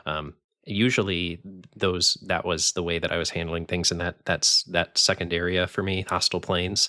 And the boss there, Exarath, had you trying to defeat like 4 different carapaces before you were able to like destroy the central node of it to Yeah. finally bring it down. So you were forced to sort of quickly address a bunch of sort of uh, targets in quick succession, which played well to the strengths of that area's deck. Yeah, I thought all of the boss fights were great tests of that area's deck, that area's Hmm. thing. And this one, because none of the arenas are that big. So in this one, you're fighting 4 pretty powerful things. You Hmm. need to really game how far away you end up at the end of this thing. But this deck gave you a bunch of like multi-directional attacks, some good ranged attacks, and then like you said, those ones where it was like you do increased damage based on how much you've moved this turn before you attack. So those were always great, and that was a lot of fun. It's just there's kind of like a lizard brain fun to like zipping around the arenas too, which I I had a good time with. Yeah, that it is in a game where like early on, like in the first area, the distorted hollows, you were using movement specifically to escape from enemies hitting you. Like you were using one energy to move one space, suddenly going to hostile planes and having cards that would allow you to move multiple spaces at once and then parlay that into a stronger attack at the end was really rewarding. It was a Hmm. really nice change of pace. Like you weren't hitting as hard, perhaps, as you were in the distorted hollows, or at least as hard as I was hitting because of the buff attacks that area brought to bear. But at the same time, those mobility mechanics and the phasing and the backstabbing was a different type of satisfying. Yeah, for sure. And the boss fight was great, really hard, but I always kind of understood like it's the right kind of difficulty where like they all kicked the shit out of me the first several times I fought them, but I Yep. always felt like I kind of knew something to try next time. It was never like a, you know, oh, I just got wasted and I have no idea what's happening type of deal. Like basically never in this game. Yeah. Um, there were some times where like we said, you don't have perfect information about enemy intent. And so like I thought I understood like they're not going to hit me with their big attack here or they're, they're out of range and then like just something unexpected happens that like really fucks me up. Like those always felt kind of bad, but it was never like the game lies to you. It's just you can't 100% predict what's Yeah. going on. Yeah. And I think that lack of perfect information plays nicely as well with the not having perfect information about what you're going to have at your hand at any given time either. Like Hmm. those two simultaneous unknowns make you play in an improvisational way, which, despite the fact of this being a turn based game, it often felt very reactive and, forcing you to improvise, which I appreciated. Yeah. Um, and I think, the fact that you're continually switching up your strategy and tactics area to area augmented that. It wasn't my favorite space, and it wasn't my most powerful space either. But the piercing winds, the north area, where you're focusing on shielding echoes and sort of stationary mechanics, Hmm. um, caused me to sort of stumble into a strategy where, I had a totem that would allow you, and totems, by the way, which since we haven't explained it yet, are sort of charms that you can equip that give you a passive bonus. Hmm. And you can equip up to 4 of them. You unlock a new slot in each area. But I stumbled upon a combination of items and totems that allowed me to do 1 damage for every echo that I did on a given turn. So, end turn, for every echo that I did, it would do 1 damage to a random enemy. So I'd find myself like stacking like a dozen echoes and then like ending my turn, and then a bunch of ice just falls on all my enemies and Hell kills yeah. them. And it was really fun. Like this game had like I had a really fun deck by the end of every single area. Yeah, absolutely. And so you take that deck that's like just, you're cruising through the regular encounters and then you take it into this boss fight, which are always these either these really big things or they bring in ads that Hmm. like I'm normally the don't bring in ads in boss fights guy, but in Death Howl they're kind of just like situational and area control more than like I got to kill these things a lot of Yeah. times. And also a mechanic that we didn't mention that's, kind of a thing you unlock and it's kind of neat is you unlock the ability to get a free card when you kill an enemy, and those cards will have sometimes very powerful effects. So, Yeah. like, part of my strategy sometimes, like the one with like the 2 or the 3 uh, ram head enemies, was like I kill the one, it gives me a card where then I get to resurrect the thing I just killed, and now it's on my team, and now it's 2-on-2, and Hmm. that's how we turn the tables against that one where it's like if you go into that fight with just a regular strategy, you're just playing whack a mole and you'll never win because you kill 2 of them, the one will revive one, and then it's just tough to Yeah. do.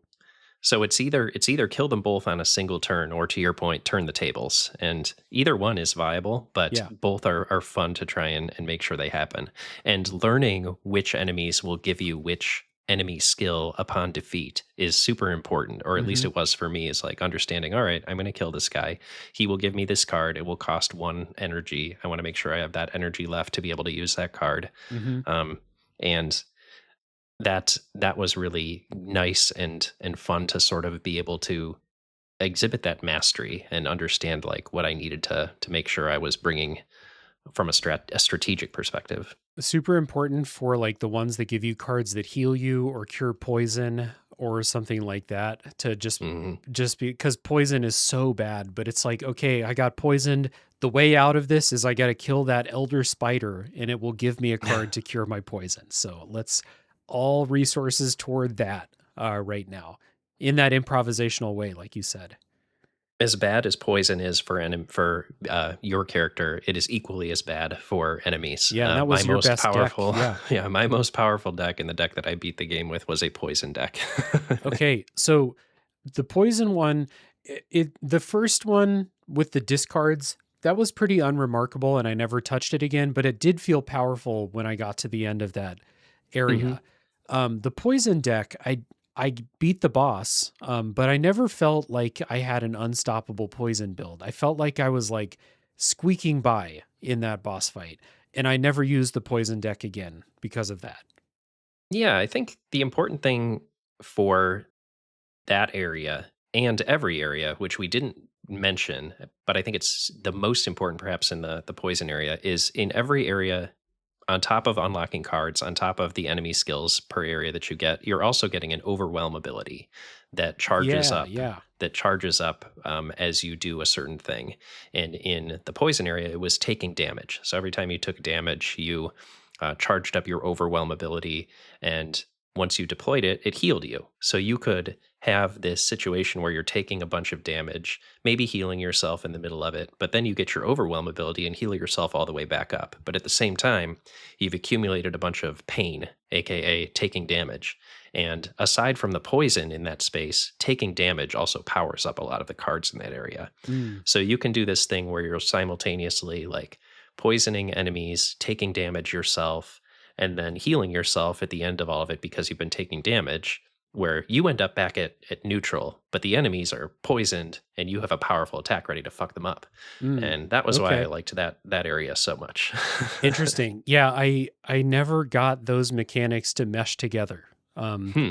Especially the ones where it was like taking damage on this turn or healing damage taking during this turn. I always was like, I took a bunch of damage, but it was like one turn too many in the past, and I can't heal or I can't take advantage of it. Mm. I never really figured that out. So that area was like keep my distance and just use those things. It's the shivs from Slay the Spire. It's like the poison dart cards. Keep my distance. Don't let them come near me. I think it's the one that introduces those jellyfish that kill you in one hit if they touch you. Oh yeah, So it's those are like, rough. yeah, stay the fuck away from everything. Let the poison do its job. And that's how I beat that boss too. Because that boss has that really annoying thing where it turtles up and you can't touch it, and you have to take out enough of the legs in the same turn where it like falls down but like if you poison it, even if you can't directly hurt it, it's still taking damage. And that was probably the hardest of the four regional bosses, was that one right there for me. I would agree, mostly because it felt very random as to whether or not you would be able to get enough stacks of poison and have the right attack queued up to simultaneously defeat all of the tentacles, because one comes back every turn, right? Even Yeah. if you're killing them, you can end up in a war of attrition that you're going to lose. So it did feel like you had to like get things lined up just so to beat that fight. And I agree that it didn't really play to that area's strengths as well as perhaps the other area's bosses did. I struggled with that boss too. I think it was probably the hardest one, despite the fact that I had my most effective deck in that area. Maybe the fact that my deck synergies were just like not working in that area made that boss like a little bit easier. Like I didn't Hmm. need the engine to be running because the engine didn't really work in the first place. It was Yeah, just yeah. it It's still just a was hard boss. really hard though. The one in the North region, my block deck was like incredible. I was basically like the Hulk, or not the Hulk. I was some impervious here. Like I was Wolverine. You can't really hurt me in that area. Mm-mm. Um, Juggernaut. yeah, Juggernaut. I was Juggernaut. Thank you. In the North region, the boss was hard, but it didn't take me that many tries because I could accumulate so much block, and Mhm. then, like you said, with the poison one, you do have cards where it's like you do a shitload of damage if you have a shitload of block, and it will remove all your block. But if you pick the right spot, it's just gonna really work for you. So that was my strongest deck, and that was the deck that I used for most of the end game fights Hmm. Okay. Yeah. because of the way they're set up, where you have to go through 3 or 4 or 5 straight really hard fights. The Yeah. way that I chose to deal with that is, and I assume you dealt with that by healing yourself up through the process. I Yeah. chose to deal with that by taking 1 damage in each fight because my block was so high all the time. Yeah. With a couple exceptions, but that was the general strategy. I really liked how, we're talking now about the Howling Mountain, the last area. I really Yeah. liked how on the Howling Mountain they randomized the enemies so you couldn't tailor your deck as easily, right? Like they would have those enemies that would spawn in as like a Oh, right. geometric shape and then transform into something. So Yeah. your deck kind of had to be bulletproof, right? You had to be able to handle almost anything that came through at you at that Hmm. point. And luckily, poison, which is my weapon of choice here, um, penetrate shields. So Yes. basically, as long as I could avoid taking excessive damage and, could stick to my strategy of, get some initial poison out there, get more using various cards, use a blood sacrifice to get further hurt and get more cards, stack more poison, take more pain, and then finally heal myself to erase all that badness Mhm. and then repeat as needed until everything was dead. That was all that I needed to get through there. And I think I used the overwhelm ability that shoots like a laser and hurts Yeah, in enemies. 4 directions or whatever. Yeah. Mhm. I think that was my bread and butter in that final area. I that final area is really, really hard, especially when you're in the top section where you have to do 5 fights in a row. Oh, yeah. It's Yeah. when you see that on the map, you're like, "Oh my god, are you fucking kidding me right now?" They never make you do that many fights between groves Right, anywhere else in the game. Usually it's like 2 to 3. right.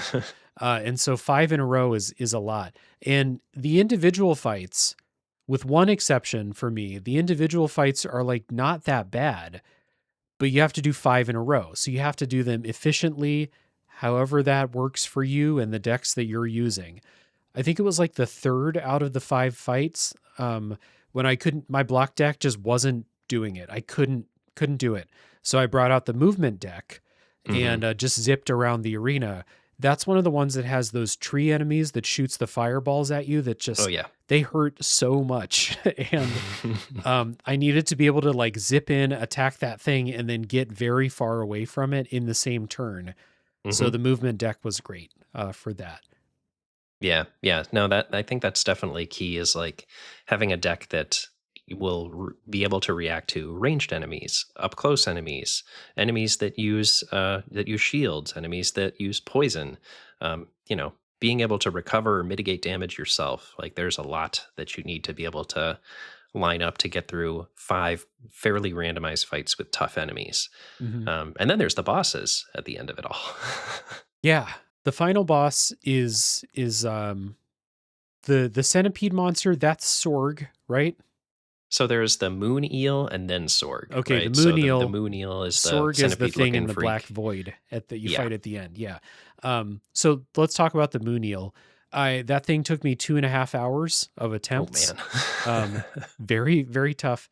And it was like a pretty continuous tweaking of the movement deck was the one that I used, but it wasn't the same movement deck that I used to fight the tough one a couple fights ago.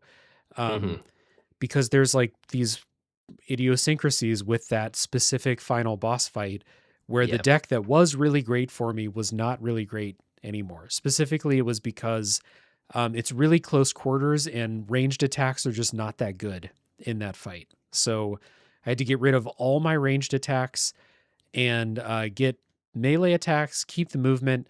And there's that one part in that fight that happens multiple times where like it shoots out, it spawns these 6 bubbles. And if you don't wreck all the bubbles in one turn, they'll spawn some pretty tough enemies. So Yeah.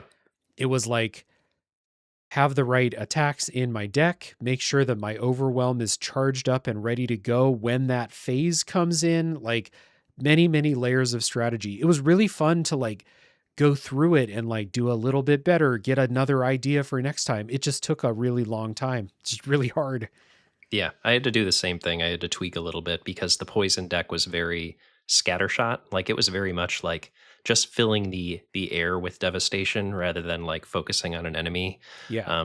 And so what I had to do was adjust my strategy to include a few more direct damage cards that relied on that pain mechanic Hmm. rather than ones that were sort of scattershot, afflict people with poison randomly and then randomly damage them because of that. Yeah. So yeah, I had to do the same thing where I needed to tweak for some direct damage attacks rather than using my tried and true fill the air with poison. Hmm. And it's, you have that part in the final boss fight where you're like, you have to kill all those eggs in the same turn, and like poison damage over time is just not going to do it for you Yeah, in that unless you can just situation. throw out a ton of it, which, I could, but at the same time, like, I also wanted the assurance that, like, if push came to shove, I could pick an enemy and close out the fight there And then, of Oh, yeah. course, you did have to whittle down the main body of the Mooniel as well. So, Right. like, being able at the end of it, once the enemy was vulnerable, being able to go over there and smack him with a like vengeful spear or something. I think that's what it was called. Basically, it's the spear that gets more powerful whenever you get hurt. Um, that I think I finished him off with a spear that did like 15 damage or something like Yeah, that. that was one. The final boss is like this, and actually, the first boss in the first region is like this too, where you're fighting things that have 5 HP, 6 HP, and then the Mhm. boss is like it has 80 HP, and you're like, holy Yeah. shit, how am I going to do this? And you just whittle away at it as you go. I did get hmm to a point in the final boss where it was like I had used some of the exhaust cards, so like my deck wasn't at full strength, but I didn't it couldn't really hit me. I was okay with letting a couple more turns or like another cycle of its stuff go. I knew I'd be able to make it through it because I had a decent strategy. One thing I was going to ask you about is, did you use any of the summon cards? Which was Yeah. your Yeah. favorite? So by the end, like for the Howling Mountain and the two last bosses, I did not use the summon cards. But Okay. in my overworld exploration, I frequently used the dot bug, which gave you extra energy. I found that to be quite useful. But Mm, once I landed on my like really thin, efficient poison deck, I found I didn't really need it anymore, so I got rid of it. okay. I used the skull and the tree. They were both in my deck for a Hmm. lot of the game. The tree is like and for anyone who didn't play, the tree is like a turret that you set down, and it Hmm. can shoot in a straight line, and it can move a little bit, but not a whole lot. So you're kind of just like, if there's an enemy that doesn't move, just like put the tree in its line and just let it take care of it over the course of a few turns. The skull will go and like bash stuff and push it around the arena. I liked Um, that one. That one was fun. is fun. The AI is like not as good as I feel like it could have been. There's a couple turns where you watch the skull go and you're like, dude, what are you doing? Like, go hit that thing, you know? But pretty few and far between for me. In the final boss fight, I when it would come out and it would have the six egg things, I would put the skull on one side and let it take out one or two of the eggs if I couldn't do it all myself. And I could take out one side by myself, easy. That's a good idea. I feel like that would have helped me to use the skull in that final Mooniel fight, and I just didn't. Uh, hmm, And then after, if anything did spawn, the skull's over there. It's going to draw its aggro for 2 turns, and yeah. I can adjust to what's going on. hmm Um, I Yeah, never I think, found the fourth one. The I guess it's a pine cone. yeah, I didn't find the tree either. So I only Okay, had two of them. I only okay. had the dot bug and the skull. So yeah, So I must have been did. well hidden. Yeah, I was going to say I did all the side quests that I could find, and I still didn't find one of them. So, Hmm, how um, about that? yeah. I do feel like there's one thing that we haven't talked about yet, and that's that some like the key to my very thin, very predictable deck where I kept inflicting tons of poison was exhaust cards. Hmm. Because there are certain cards that you add, you're only allowed to add so many of them that you can use once per fight, and then they Yep. go away. And so your deck automatically becomes thinner at that point, and you can make sure that you're optimizing your odds to get the cards that you actually want to get over and over and over and over Hmm. again by stacking a few exhaust cards that will go away. Yeah, the summons were. I mean, Exhaust as well, right? yeah, they were exhaust cards. I always had the maximum amount that I would be allowed. Mhm. And I'm trying to think like I liked some of the exhaust cards that like gave you extra energy, or like there were a couple that were like give you extra energy, draw an extra card, like just kind of extend your turn a little bit.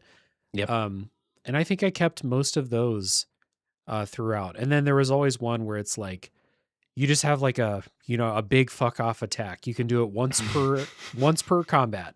And Yeah. I enjoyed those quite a bit too. Yeah, there were some fun ones that I never made use of. Like there was an exhaust card that was like a meteor strike that did like 5 damage in a huge area. And Mm, I was like, oh, I'd like to make a deck that made use of that, but I never found a way to make it useful. So oh well. yeah. There was one there's one you get in the hostile plains that's like it just does it's like the overwhelm attack. It does huge damage in two directions. Hmm. or maybe it's just one direction, but it's like every square in that Hmm. direction. And so that was great. Great for that final boss fight because all those Oh eggs yeah, are those were lined all in a up in a row. row. And then there was another one from the frozen area that it was another like big fuck off attack that um it was just very strong. It's like, 10 damage or some shit. And it's like Hmm. kill something in one hit, but once per combat. So Yeah, I think finding the synergies with like totems and cards that allowed you to cycle cards quickly and get a bunch of energy and mana, and uh, just sort of lean into your given strategy. For me, it was poison. Those were the ones that I continue to keep in my deck. Like um, any cards that like were draw additional cards on the Howling Mountain, those were key for me. mhm, I like because they weren't, there was no realm restrictions for energy. Like anything that gave you more cards or added more mana back, mhm. um, that came into the deck, and that allowed me to basically cycle through and focus on the cards that I wanted to keep getting over and over again, namely inflict random enemies with poison. Yeah. Yeah, you kind of play through a couple rounds of combat. You slim down your deck a little bit with the exhaust Exhaust cards. cards, Yep. take out some of the tougher enemies, and then the engine is just operating at Clicking. max Yeah. efficiency. And then you just, when everything's rolling, you just kind of steamroll through whatever's in your way. But the game always has challenges waiting for you. Yeah, it didn't feel like easy ever.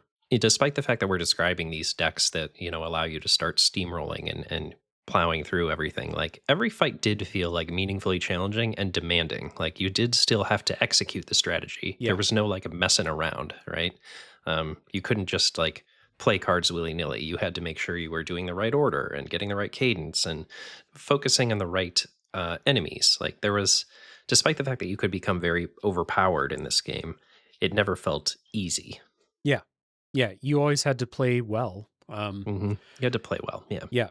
You couldn't it is a game where like you had enough budget to move 2 squares, but you clicked to move 3, and that can really fuck up that entire Yeah, turn. you're done. Yeah, so you do always have to be on top of that stuff for sure. Yeah, and I did find it interesting, and I don't know if what you thought about this, but the Mm, final boss, Sorg, yeah, introduces an entirely new mechanic where every time you play a card, they will also make a move. So, like, yeah, they're sort of on your same level where they can, you're one for one. Every time you do something, they do something. Whereas in every previous fight, you're playing till you exhaust your energy, and then the enemies all act. But this was like a duel, and it felt a little bit more like playing chess with a fellow chess master rather than like this tactical fight. yeah, because they color code, like, what's Sorg's reaction gonna be to the card that you play, so it's kind of Hmm. like, I don't have a great response for what it's about to do, so I'm just gonna move out of the path this time Yep. and wait for a good color to come up. Yeah. Kind of have to wait for your opening there. Or if Yeah. you're me, continue to stack poison. And Yeah. then, No matter what, just stack poison. It's interesting. I tried to play this with a normal deck for a while, hmm, um, and I hated it. I hated this fight because I just couldn't. It took too long to get an opening, and then I would be like, "Well, I'm too far away," or like, the the kind of the support cards, they have no utility in that fight. It was I didn't like it at all. And then I realized there's no energy anymore. I can just use anything I want. So I made a deck with just all the big fuck off attacks and I just destroyed him. And it was like, okay, I guess like you just bring in everything. The rules don't apply anymore. You're in the most dreamy weemy Yeah, part of because you have this infinite game. energy for that fight. I Yeah. forgot about that aspect, and that was really funny for me because I was like, "Wait, why isn't my strategy working? Why isn't he dying?" And I realized that I had like 25 stacks of poison on him, and I had never ended my turn. Yeah. So then, like, I ended my turn, and he immediately He died. just died right away. Yeah. For me, it was just like all those attacks where it's like this thing costs 6 energy and Mm, you'd normally have to like build up to be able to use it. Now it's just like, hey, just use it. So I mhm. just put That's fun. all those things in my deck and wrecked him after that. But until I realized there was infinite energy, I really didn't like the gimmick of that fight. Mm. Yeah, despite the fact that they explained it to you in a tutorial, like right there at the start of the fight, I like must have glossed over that or missed it or something because I totally like didn't clock the mechanic at first, and that's Mm. why I stacked a ton of poison on this poor guy before eventually just ending the turn and ending his misery. That is pretty satisfying, though. It's almost like you stack it all and then you snap your I fingers was and like, it oh just yeah, drops. I Yeah. forgot that's how this is supposed to work. End Yeah. turn, bye. Hmm.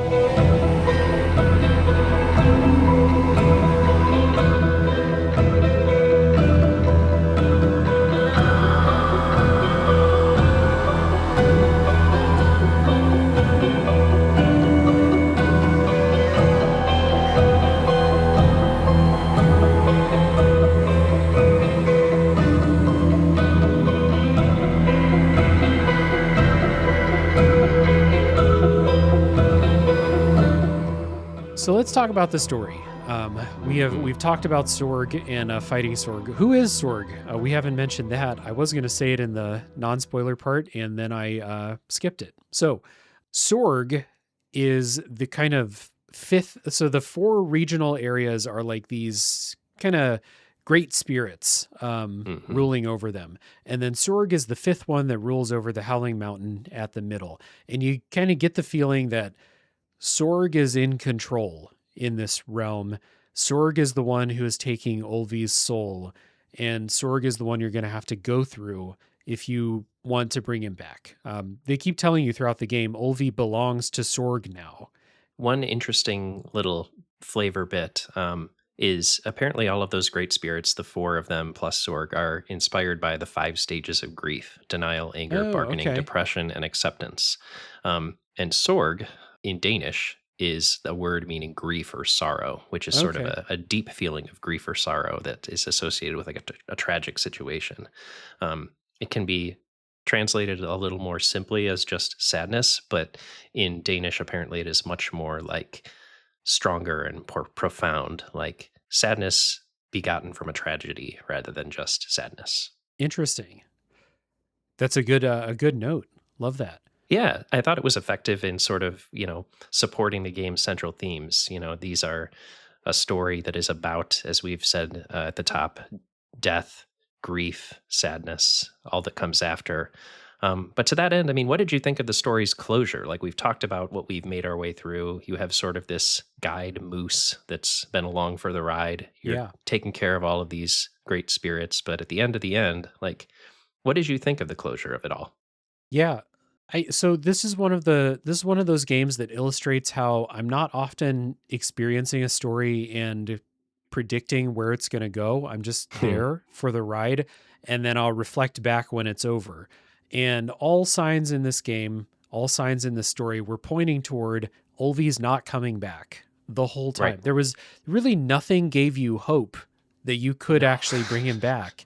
It's just like you make progress, therefore you think you're going to be able to do it. But the whole game's been priming you for Olvi's not coming back. And so the end is, and we'll talk about Acceptance. a little bit of way of how we get there, but the end is the final thing that Ro needs to do is accept that Olvi needs to move on to the afterlife. Yeah. It's kind of, it like recontextualizes the advice that you've gotten, the ways that characters, uh, Nantok, the The moose, moose. Yeah. um, it's her father's spirit. That's Yes. her That's father's a spirit. late game reveal is that it Yeah. is her father. And it's been kind Um, of guiding you and giving you advice and telling you how to make progress and stuff like that. But it turns out the goal was not, I'm going to help you become super strong and take down Sorg and get Olvi out of here. It was, I'm guiding you along the path to becoming a full shaman. And in order to be a full shaman, you have to understand the rules of this yep. life and death. You have to accept these rules. Yeah. It's underlining the fact that this is a story about letting go more so than Yeah. a story about grieving. And to that end, like, I think the ending, especially the reveal of the father and them, him coaching Ro through this, um, there is also sort of the sympathetic reveal of the fact that, he had died because he was also grieving.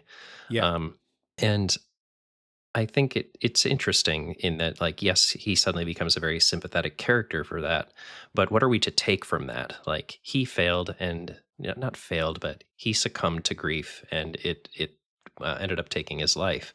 And maybe to me, what that prompts is that this is a game about the importance of the next generation an older generation stepping up to watch over the next generation, right? Like he was Hmm. unable to, in his life, prepare Ro for what was coming, all of these sorrows that are coming her way, but did so in this spirit realm afterlife. And I think it's underlining the importance of what we can do as stewards of the next generation. And that is to, you know, not teach them how to avoid sorrow. Lost are those who seek a way out of sorrow, as the game tells us. Yeah. Um, but rather, you can't be prepared for that battle against sorrow. What parents can do is prepare you for what to do after, right? Accept, let go, be the person you need to for those who still depend on you. Hmm. Um, so that to me is kind of what the game is trying to say at the end there. Not that, to never let go, but rather to let go and to to do so in order to be there for those that are still with you.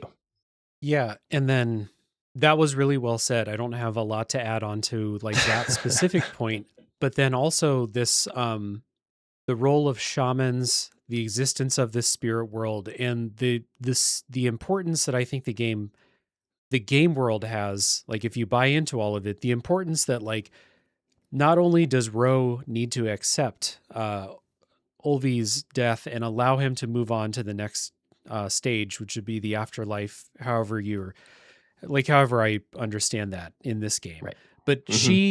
she needs to be there. She needs to be the one that understands this, and she needs to be the one that like I think her role will be facilitating communication with the spirit world, like kind of being a Sure. link for others, because that was the role that her father played. And they make a mention in a cutscene that like after he was so grief stricken that he couldn't do that role anymore, and it had a negative impact on their family group or their like community, that he couldn't Yeah. really do his full job as the shaman. And so Ro needs to like they need that. It's apparently it's an important thing for the community. Ro Yeah. needs to do that, but in order for her to be that, she has to like fully understand and embody those principles too. So it's like it's kind of a little bit bigger than just her needing to let go of this one person and her desire to bring him back, but she also has to kind of embody this for other people too. Kind of like you said, when we lose someone, everyone's feeling it. It's not just you that feels it, and like people may depend on you to take care of things or be there for them.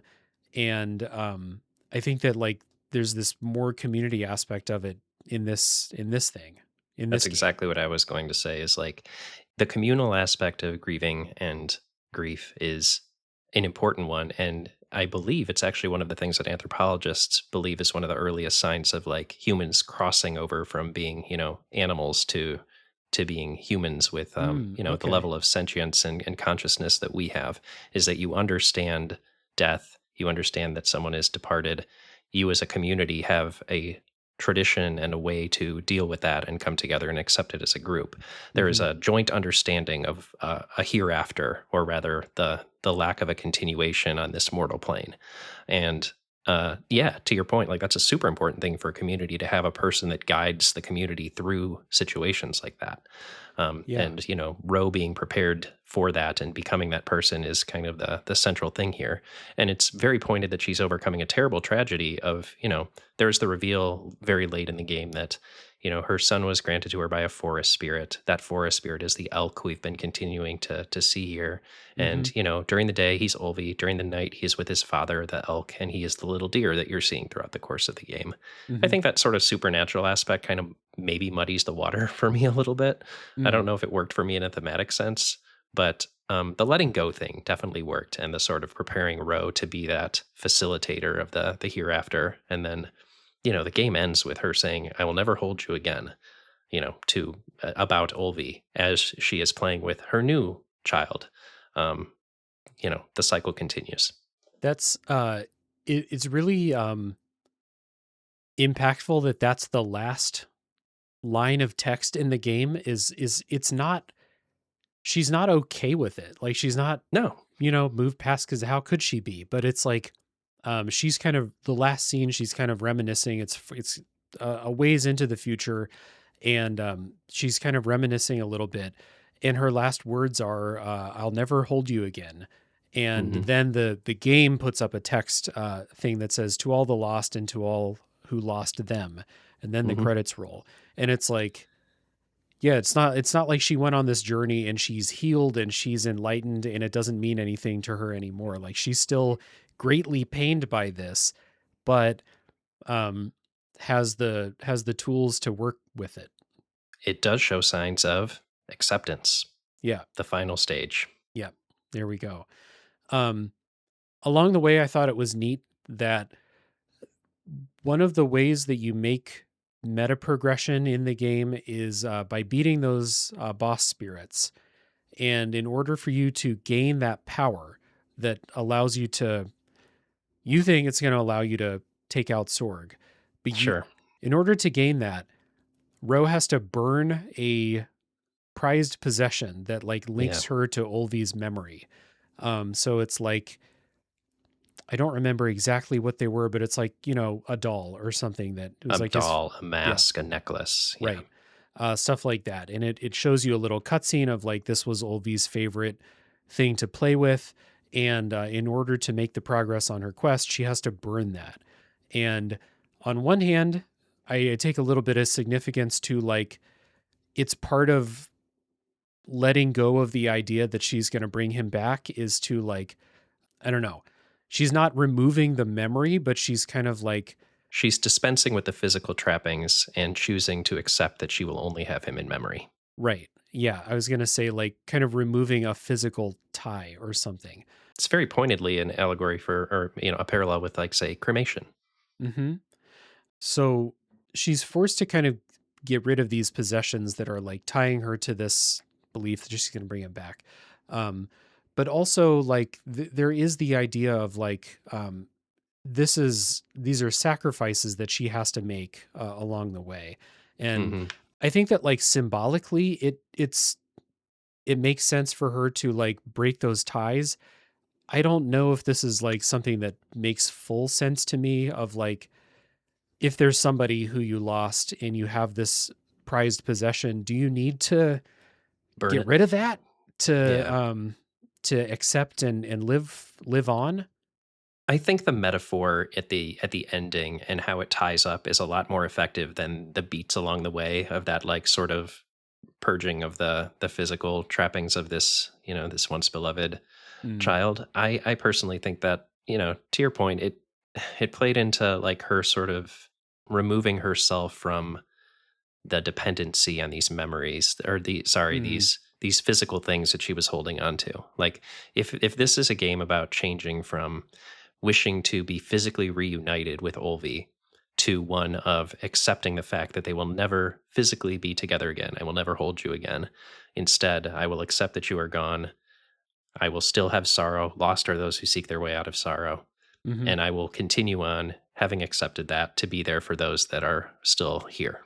mhm, That's kind of like, I think that the ending is much more potent than the lead up to it. Like, I think during the middle of the game, you kind of get lost in the sauce with the, cool card bosses, mechanics, deck building, mhm, exploration, all the cool stuff that we spent 2 hours talking about. But then at the end, it kind of does the coup de grace of talking about this cycle of grief, the 5 stages, finally ending with acceptance and the importance of doing so, and the importance of Ro needing to be there to facilitate that. mhm. But I don't know that it necessarily nails all of the beats along the way. Yeah, I think those things where she's burning the possessions um maybe things where they're symbolically stronger if you don't think too hard about like is it like does she need to be physically removed from these things in order to like have the possibility of moving on? If so, then yes, I get it. And if Sure. not, in the real world, I don't really believe that. Like there's I a hope to limit to it. never have the opportunity to find out. Yeah, exactly. I think there's a limit to what is healthy to hold on to, but Yeah. she seems like she has so little to hold on to in the first place that it's like, Yeah. it seems like we got to get rid of all of it. And, there's limits of, perfect parallels we can draw between a person from 6000 BC and us today. Yeah, that's So true. there may be an aspect of that coming into this picture as well. Yeah, she doesn't have a digital library of photos and Exactly. stuff like that. Or Now, photos. right, or photos at all. Yeah. Now you mentioned something that is one of the things I wanted to touch on before we end, that the kind of spiritual nature of like the real world in this game, the fact that Olvi was kind of immaculately conceived, a gift from a forest spirit that Ro decided not to shoot. While she's out hunting, it takes the form of a stag, and she doesn't kill it. And in a reward, she gets gifted a child. And Hmm. Olvi is born with this kind of dual human deer nature. And the thing that, like, the sudden death of Olvi was that he was in deer form, and his family shot him Yeah. unknowingly because they were like, Hmm. "Oh, it's a deer. We got to eat." So Right. they killed Olvi and the forest stag spirit. And you mentioned that this kind of muddied the waters a little bit for you. And I also had a question from Dovetail, Friend Dovetail. good friend of both of ours, from the Pages of Play podcast, who asked, do we attribute this kind of spiritual layer in the real world to another layer of symbolism, another metaphor, or like for me, I just kind of took this at face value. There is magic in this world. What did you think?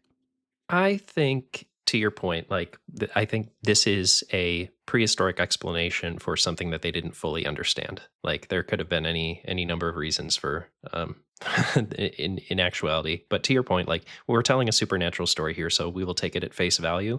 But in terms of their of Dovetail's question about like does it belie a deeper layer of symbolism? To me, this might be saying something along the lines of that Olvi's death was a tragedy that was caused for a very tragic reason, a misunderstanding, almost no reason at all. Hmm. Um, if the family had known that that was Olvi, they wouldn't have obviously killed them. So I think to me this is like a terrible things happen for not well understood reasons, or perhaps no reason at all, and that might be what this tragic sort of half deer magical symbolism aspect is. And also it plays well into the themes of the game, right? Like there's this shamanistic thing, the Hmm. forest spirits, like it ties it together in a way. So I think it's playing to two different, you know, useful aspects there. Yeah.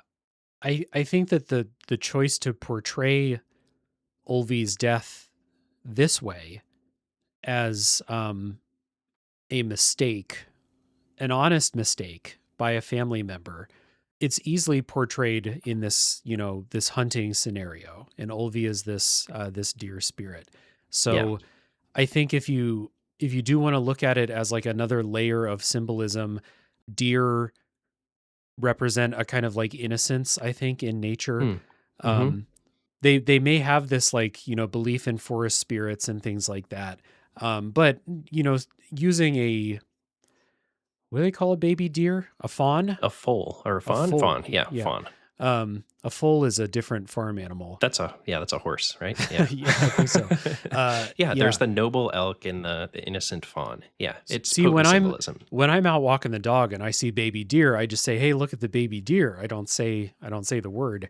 Yeah. But Bambi. yeah, using Bambi to kind of represent Olvi and the innocence of childhood, and having that suddenly taken away through really no fault of anybody. Like it's an unfortunate thing that happens sometimes.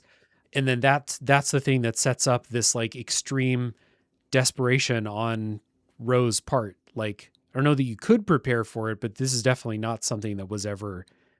prepared for. This is a sudden accidental thing that pushes her on this quest. Yeah, sudden unexplainable tragedy. And Yeah. yeah, I think it's effective at getting that across. It seems like we both landed on the same place there.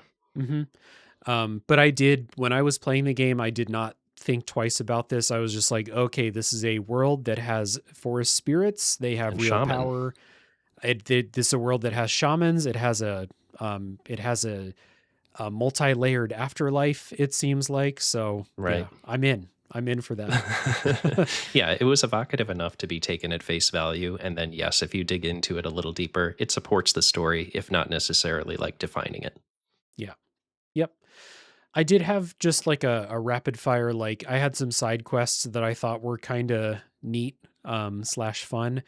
I don't know if you had written down any that stuck out to you. Hmm. Maybe Um, Rose Mother, like you mentioned that one earlier. yeah, that one was interesting where you have to go around, like Rose Mother is depicted as a sort of face in the earth with all of their senses removed, and you have to go around regathering all of their, you know, apparatus of sensing. Yeah. And that was an interesting one. I didn't quite know what to make of it, but it was definitely very evocative. I think that Yeah. was the cool thing I found about the side quest in general in this game is like they always were accompanied by very good art and very interesting characters and designs. Hmm. With this one specifically, it felt like just another lesson along the way that like Ro has this sudden chance to reunite with her mother, talk to her mother again. Hmm. And it took a lot of work to do it. And then once you do it, there's a very short conversation and then she fades away forever. Like Hmm. it's just another step on the way where you're like, I don't think Olvi's coming back. Like that's not how things work here. Like it's nice that she got to have this conversation. And I thought it's interesting that she takes a different form in the spirit world than Ro's father did. Right. Ro's father is this like character that walks around and talks, and her mother's more of this like amorphous, face in the ground, not a lot of distinguishing features. Yeah, I will say, like, she's also not a shaman. You know, she's not a Yeah, that's traveler of the true. spirit realm. I think it's worth noting that, like, the mother, ostensibly a normal human, as far as we know, uh, her father, a shaman, the elk, a spirit, her son, a half spirit human hybrid. Hmm. So, like, maybe it's like the spirit people are able to manifest as something a little more, ambulatory. Yeah, that's definitely true. I had thought that maybe her mother took this form because she passed quite a long time ago, and Hmm. maybe it's not quite as That's a good option too. yeah, maybe the memory is a little bit faded. Maybe it's just another lesson along the way, as a lot of the side quests kind of take the form of those parables. So Yeah. that was interesting. There's a couple that are like kind of funny, like the woolly slug that keeps jumping off the cliff Yeah. to its death. And it kind of like it like talks shit to you when you do its side quest, and it has this curse on it that like it keeps doing this because it lost its purpose in life, which was to make people laugh or to laugh or something like that. And Yeah. it breaks the curse because it laughs at how stupid it thinks you are, and it's just kind of like a comic relief. There's not a lot of comedy in this game, No, very um, much but not there so. is a little bit in these side quests. I did like the side quests where they would like saddle you with an item and make you do a bunch of stuff with a sort of an inhibited deck. Like there was Yeah. one where they gave you a card that could heal you, but you were forced to clear out all of the enemies in a map before going back to a bonfire or a sacred grove to accomplish it. I Hmm. liked that one just as a mechanical challenge, so I totally forget what it was trying to get at from a storytelling perspective. Yeah. A lot of them take that form where you get a card that's like, it's fine, but it's not ideal. And you Hmm. just kind of have to deal with it. And the boulder one with that woolly slug, that's one of those quests. There's another quest that I wrote down where there's this kind of tormented being that asks you, it says like all these spirits popped up here and I don't like them. I need Yeah. you to get rid Hmm. of all the spirits. So it's like, kill everything on this map without healing at a sacred grove, which is a big Yeah. challenge. I had a good time with it. And then Yeah. after you do it, the lesson there is it kind of realizes like this place is empty without the spirits. I Don't need like to that. accept Yeah. them being here. Yeah. Yeah. Yeah, I recall that one too. That was a good one, and I think there was a good reward for that one too. Most of these side quests will give you like a totem or something at the end of it, which is Yeah. always appreciated. Hmm. Did you have any other side quests that stuck out to you before we finish Yeah, up? Not especially. I think I was more. I didn't do all of the side quests in this game. I tried to take more of a straight line approach, time strapped gamer that I am, and it saved me all of 2 hours. So I guess mission accomplished. Yeah, I guess. I will say, like, not all the side quests made like a story impact on me. The ones that I mentioned, I thought were like pretty cool from that perspective, but all of them were cool to like see this big weird animal that they created. Yes, Some art of was them are always a just, good reward. yeah. Some of them are like, this thing's in like a situation that's really terrible. There's like a fish that you find that doesn't have any scales, and like you Mm. got to bring its scales back to it to help it. And it's just in a real bad spot, and everything sucks. Oh yeah, and you would get more and more scales in your deck as you Yeah. went. I remember that one. Yeah, Hmm. and there was also one where you went into a whale's stomach and had to like purge all the poison inside. That one Yeah. was interesting too. Yep. So they are fun. And if anyone's, for those that are still with us, they are worth doing if you didn't do them, or if you're thinking about playing the game after listening to all Yeah, this. So, they're always mechanically fun. They are sometimes also storytelling wise fun. yeah. Yeah. There we go. Speaking of fun, this has been a fun deep dive into Death Howl. So, Brian, thanks for doing this. Yeah, a game that doesn't necessarily deal with fun subject matter, but is a lot of fun to play. Yeah. Absolutely. Yeah. So it has been a lot of fun to dive into this. And thank you for giving me so much of your time and agreeing to, do the show about such a long, what turned out to be a fairly long game. So I think this discussion's been great. So thanks again. I had a blast. And yeah, always happy to be on Tales from the Backlog. It is a great podcast, and you do great work. I'm always happy to join you for a discussion like this. They are singular and enjoyable. Thank you. Right back at you. I'm looking forward to the next one we do whenever that happens. Amen. And for now, I will direct people once again to check down in the show notes for Pixelated Playgrounds. Find some podcasts to listen to. You should find one for a game that you have played or don't care about spoilers, and you want to hear a smart deep dive conversation about. So, Well, thank you. please check those out. And if you're here with us at the end, always remember you are my hero, and tune in next week for the next game to come out of the backlog.